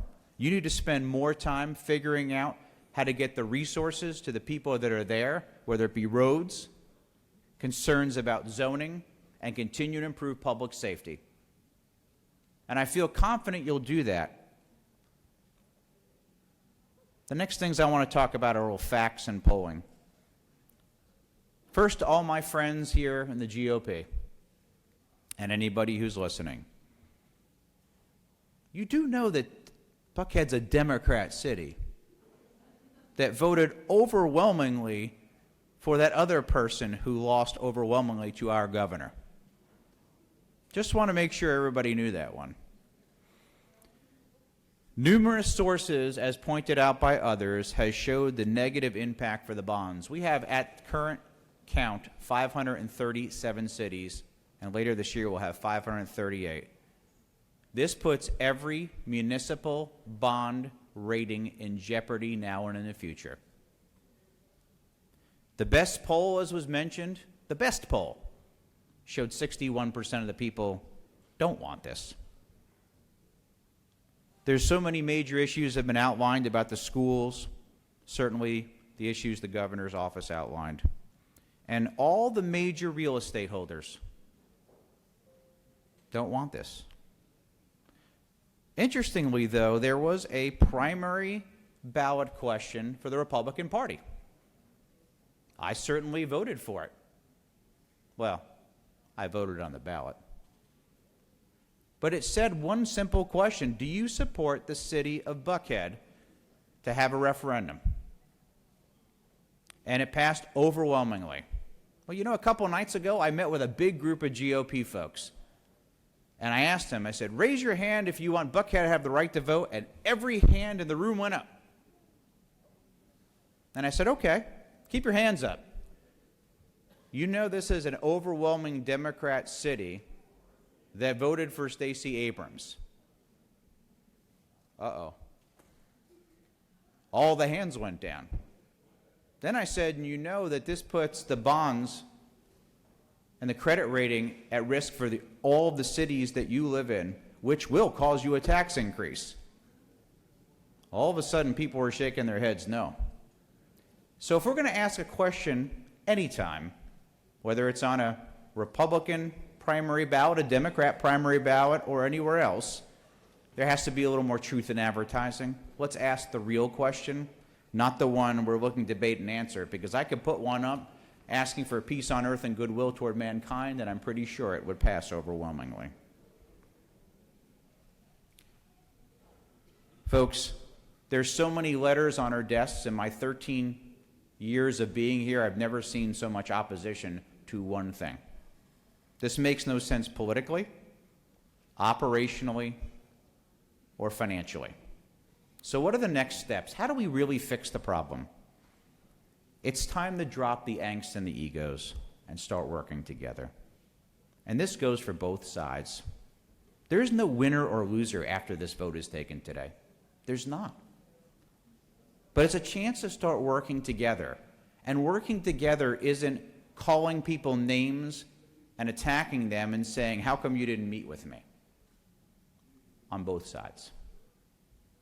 Now, I am actually actively working, and I've shared it with many of you, on plans to fix this problem, to bring people together, to take the stakeholders who have a legitimate concern and passion and put them to work to be a part of that solution moving forward, to create transparency, honesty, and communications. Senator from the 47th is right. You can fix these things. It won't be the first nor the last in our great state. So today I'm going to vote no because I'm a resident of Fulton County. I'm going to vote no because I'm the chairman of public safety, and I've been working awfully hard with many of you to fix the problems. Today I'm going to vote no because I'm a business owner. Today I'm going to vote no because I'm a person committed to helping and fixing a problem. And I'm voting no because I'm a conservative. I hope you'll join me so we can finally move on. It's time to take all this energy, money and angst, and turn it for the positive and good. And I'll leave you with a great quote from President Lincoln. With malice toward none and charity for all, let's move on. Thank you, Mr. President. I yield the well. Senator from the 27th. This is our last speaker, unless we have a later arriver.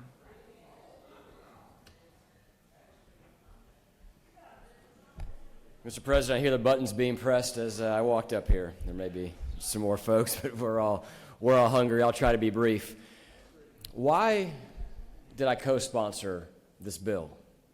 Why is a resident of Forsyth County who has to drive down here 45 minutes every morning engage in this issue? Well, it's multifold.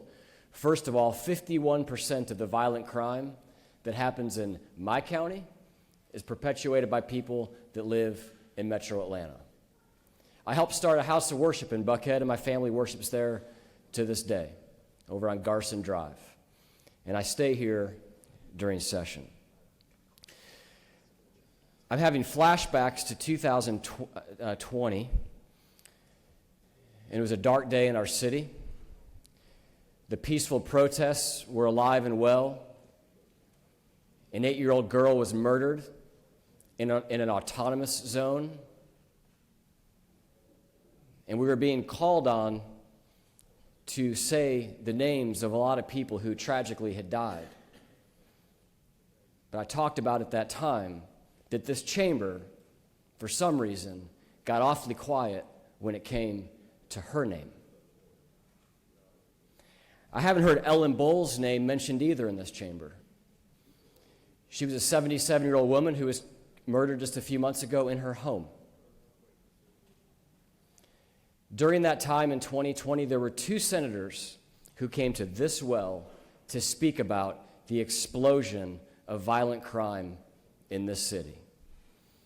And the senator from the 6th at the time was different, but it wasn't the senator from the 6th, senator from the 14th. Your district didn't exist yet, but there wasn't a senator who represented your people either, because the only 2 senators who came to this well in 2020 to talk about this issue was myself and a senator from the 21st. I want to talk about, if I can, how we got here and why I'm not as confident as the senator from the 56th or the senator from the 47th that we're somehow going to magically transport our way out of the challenges that we are facing. It is still on the Black Lives Matter website today. the calls to defund the police. So I understand the box that my Democrat friends have been in their inability to come to this well to talk about this important issue, because quite frankly, some large percentage of the constituency wants to defund the police. The measure to defund the police in this city failed by one vote. We were one vote away from a $70-something million reduction in the funding of the police force in this city. And I haven't heard one person, did not hear then and have not heard one person since, come to the well to repudiate that vote or the calls from that movement. And I understand it's a difficult position to be in. I don't always agree with Republicans on everything, and I don't necessarily come down here to highlight my differences with my base either, but the reality is we are in this position because politicians did a number of things. The no chase order that the former mayor put on her police officers after what happened here in 2020 was the catalyst for the bulk of what we are talking about and the bulk of the issues. And when the no chase order went back and the police were finally allowed to chase again, the number of restrictions on it made it such that chases barely happened, and our state patrol was left to go chase people all around this city because we had a mayor who was, again, boxed in by a political movement that said we have to defund the police. And I'll be honest, and I'll be charitable to my friends in the minority party. I have seen some movement off of that. I hope we can see a lot more movement off of that position because, quite frankly, it always has been and always will be a ridiculous position to say that we are going to somehow defund law enforcement. Senators from the 21st came 3 years ago almost now and spoke about his fear that business would be impacted. The World Congress Center, the trade shows, the tourism business would be impacted by the significant rise in violent crime. And because I do stay in Buckhead some, I happen to know some businesses, Senator, I wanted to challenge you and say, I think you were wrong. Because you know what businesses are thriving? Gas valet. Gas valet is a business that has thrived that multiple gas stations have had to hire because you can't even go pump gas in Buckhead without your car driving off while you're pumping gas. So a cottage industry has arisen in Buckhead there's lines around the block at the gas stations that use gas valet because you want to be sitting in your car while somebody else pumps your gas so your car doesn't drive off. Another business that's thriving is canine units, the dog breeding business, because we now have canine units roaming around Lenox Mall sniffing for guns. If you happen to have gotten them past another industry that is now thriving in the city because of the crime, which would be the metal detector industry, when you go to walk through a metal detector to go buy a pair of blue jeans from the Macy's or the Nike store at Lenox Mall.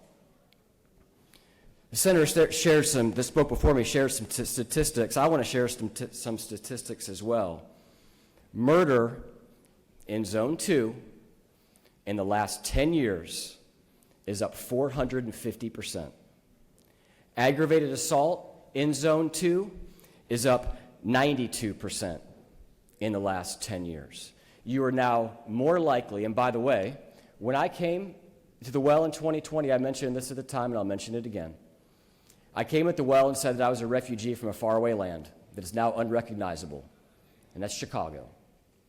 And I warned at that time that once you lose a city, it is very, very difficult to get it back. I would argue that Rudy Giuliani is probably the only mayor that I've seen in my lifetime that somehow managed to get a city back. You are more likely to be a victim of violent crime in Atlanta than you are in Chicago. So let's not pretend that somehow this situation is resolved. It is not resolved.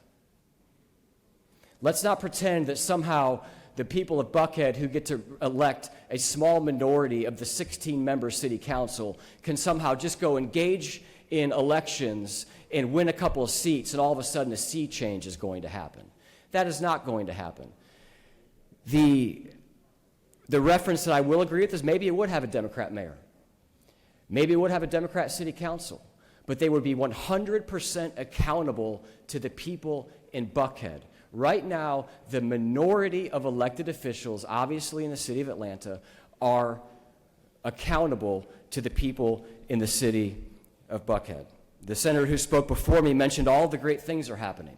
All the great things. Amazing collaboration with the mayor and the governor. Amazing collaboration with the Atlanta Police and State Patrol. I've got one question. Why do you think that is? Because of this issue. They're afraid of this issue. And what do you think happens if this issue goes away? Do we really believe that a mayor who voted to defund the police is all of a sudden just had a complete change of heart? Or do you think it's the fact that some brave people stood up and said, you know what, enough is enough, and we are going to call to have the right to self-governance, and we are going to start a movement to beg the General Assembly to give us the right to vote? I would submit to you that is the only reason this conversation is happening. And the reason I believe that is I watched and waited for my colleagues to come talk about the 8-year-old that was murdered, and this well was eerily quiet. Eerily quiet. I think that our forefathers, our founding fathers, could have waited for King George IV or King George V or King George VI when they made their grievances to King George III. But the reality is they knew that was never going to happen. They knew that they had to stand up. And the people of Buckhead deserve the right to vote. This is a difficult issue. There are perhaps some questions that need to be answered around some of the technicalities. But I think that the reality is that we need to listen to the people that have been telling us very clearly that they're living, they believe, in a war zone.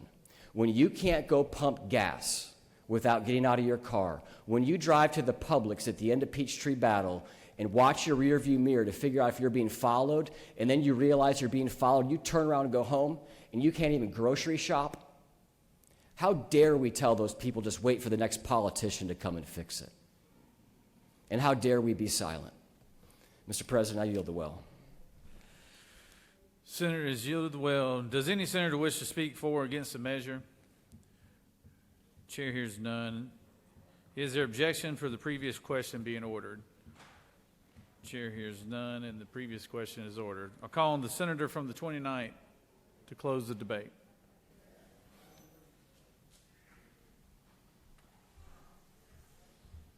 Thank you, Mr. President, friends and colleagues. I'm a conservative, and I'm voting yes on this. But I'm something else, too. I'm somebody that's worked in a consolidated government for over 30 years. I'm somebody that's been involved in government for almost 40. I'm somebody that understands that when I got elected, I'll back up. When I took an oath as a law enforcement officer, I understood who my bosses were. It wasn't just the man that sat behind the desk on the 4th floor of the government center who hired me. It was the 200,000+ people that lived in my community. And I promise you, my boss was responsive to every one of them. Whether it was their trash can blowing in the road, which is not the job of a deputy sheriff, but when they called that number, we went there and we responded. Every time I come up to Atlanta, I drive through Buckhead, and I'm going to tell you, they're being ignored. And I think the response that we've seen has been just enough that they hope it will go away. I took a break a few minutes ago, had a cup of coffee, went through my emails, and had many of the emails, and somebody asked a question. And it was that same question: why is a senator who lives 100 miles away from Buckhead speaking up for people that live in Buckhead? And the answer to that is because no one else will. The only other person from the beginning that's had my back is the man who's standing behind me right now, and that's our Lieutenant Governor. From the first conversation we had, I knew I had a brother in arms that would stand with me and march through this. And as everybody knows,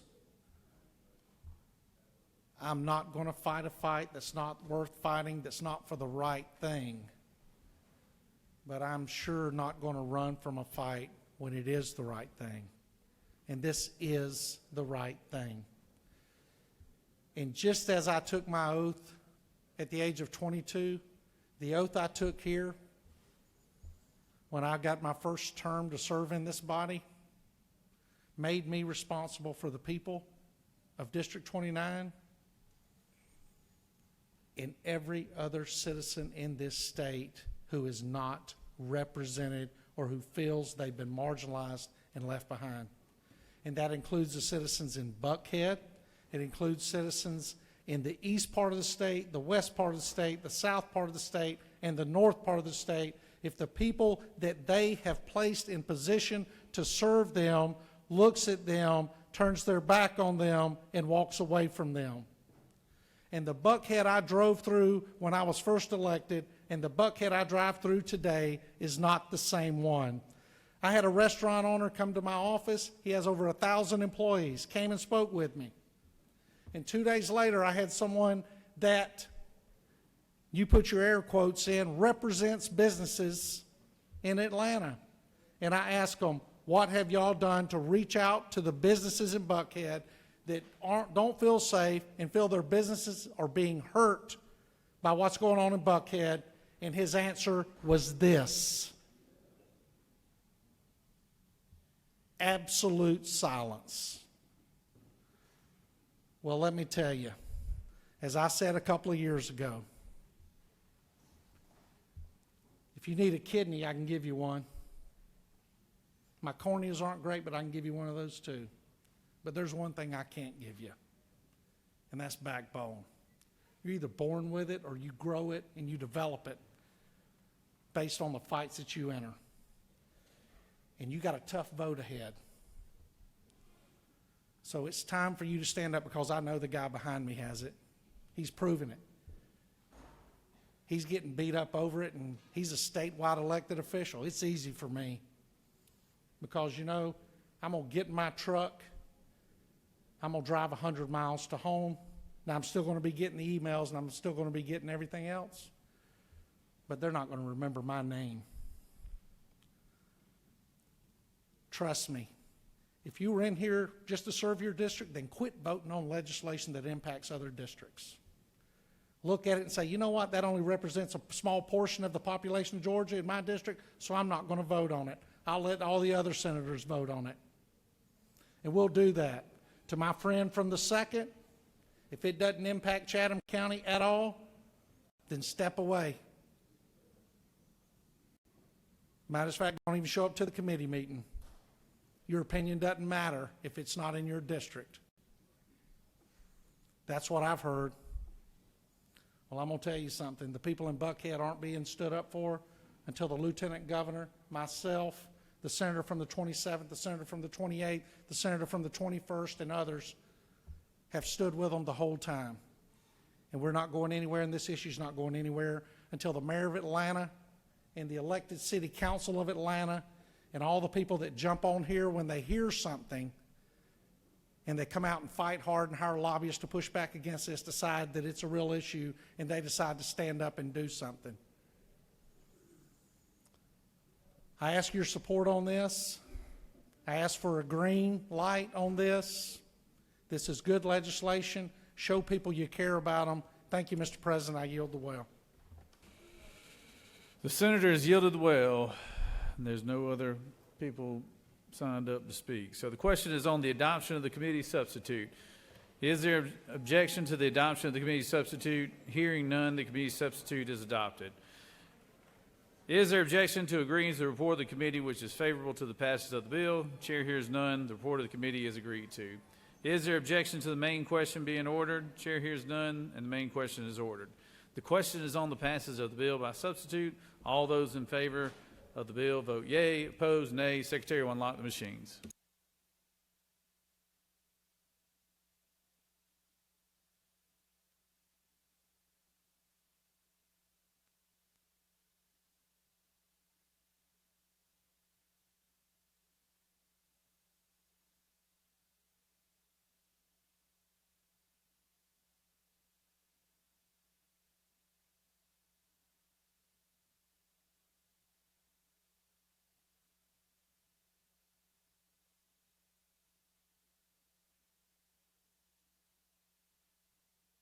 Senator from the 2nd For what purpose do you Parliamentary rise? inquiry, Mr. President. State your inquiry. Mr. President, is it not true that I do have a backbone and a spine, and that's why I'm voting no on this legislation?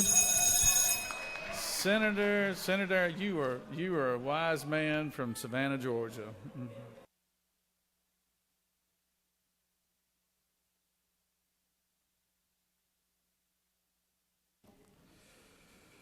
On the passage of the bill, the yeas are 23 and the nays are 33. And this bill has not received the requisite constitutional majority and therefore has failed. I recognize the majority leader for a motion. Thank you, Mr. President. I ask for unanimous consent that all remaining bills on the rules calendar be tabled at this time. The majority leader has moved that all remaining bills on the rules calendar be tabled so that we can try to move through these things a little faster. So without objection from the majority leaders, is there objection? Without objection, the motion is granted. Let's stand at ease for a little bit while the Secretary of the Senate can get the bills in order so that we can, probably about 10 or 15 minutes, we'll stand at ease.